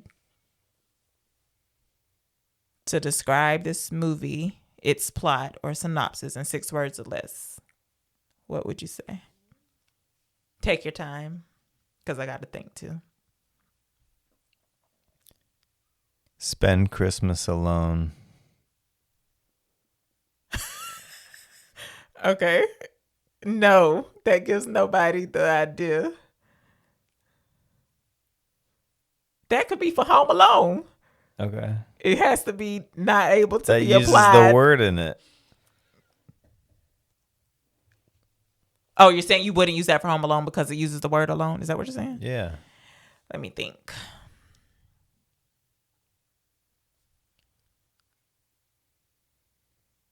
Cop on vacation thwarts terrorists' plans. Organization. But they're not terrorists. They're thieves. Okay, so what? Cop on vacation. No, terrorists fits better. Thwarts thieves' plans. That's too much T stuff. Stops armed robbery. Cop on vacation, no thief incarceration. Because they all get killed. No, I don't like that. Next time on Black and White Movie Night, we will be reviewing the black and white movie, The Man Who Came to Dinner from 1941. I'm Brittany. I'm black. I'm Brendan. I'm white. You're wrong. And I'm right. right. You said not to do that with the names. This is you undoing your own. I said to do with the names at the beginning. You don't want to do that. But wait, and then the did thing I at say the I'm end black, is I'm Brittany, or I'm Brittany, I'm black? I said I'm Brittany, I'm black, right? yeah. Okay, so that ain't mess up nothing on my end. But I know what you're talking about. Yes, I understand. Mm-hmm. So the outro part is until then. Take 2. I'm black. I'm black. I'm white. You're wrong, and I'm right. Black and white.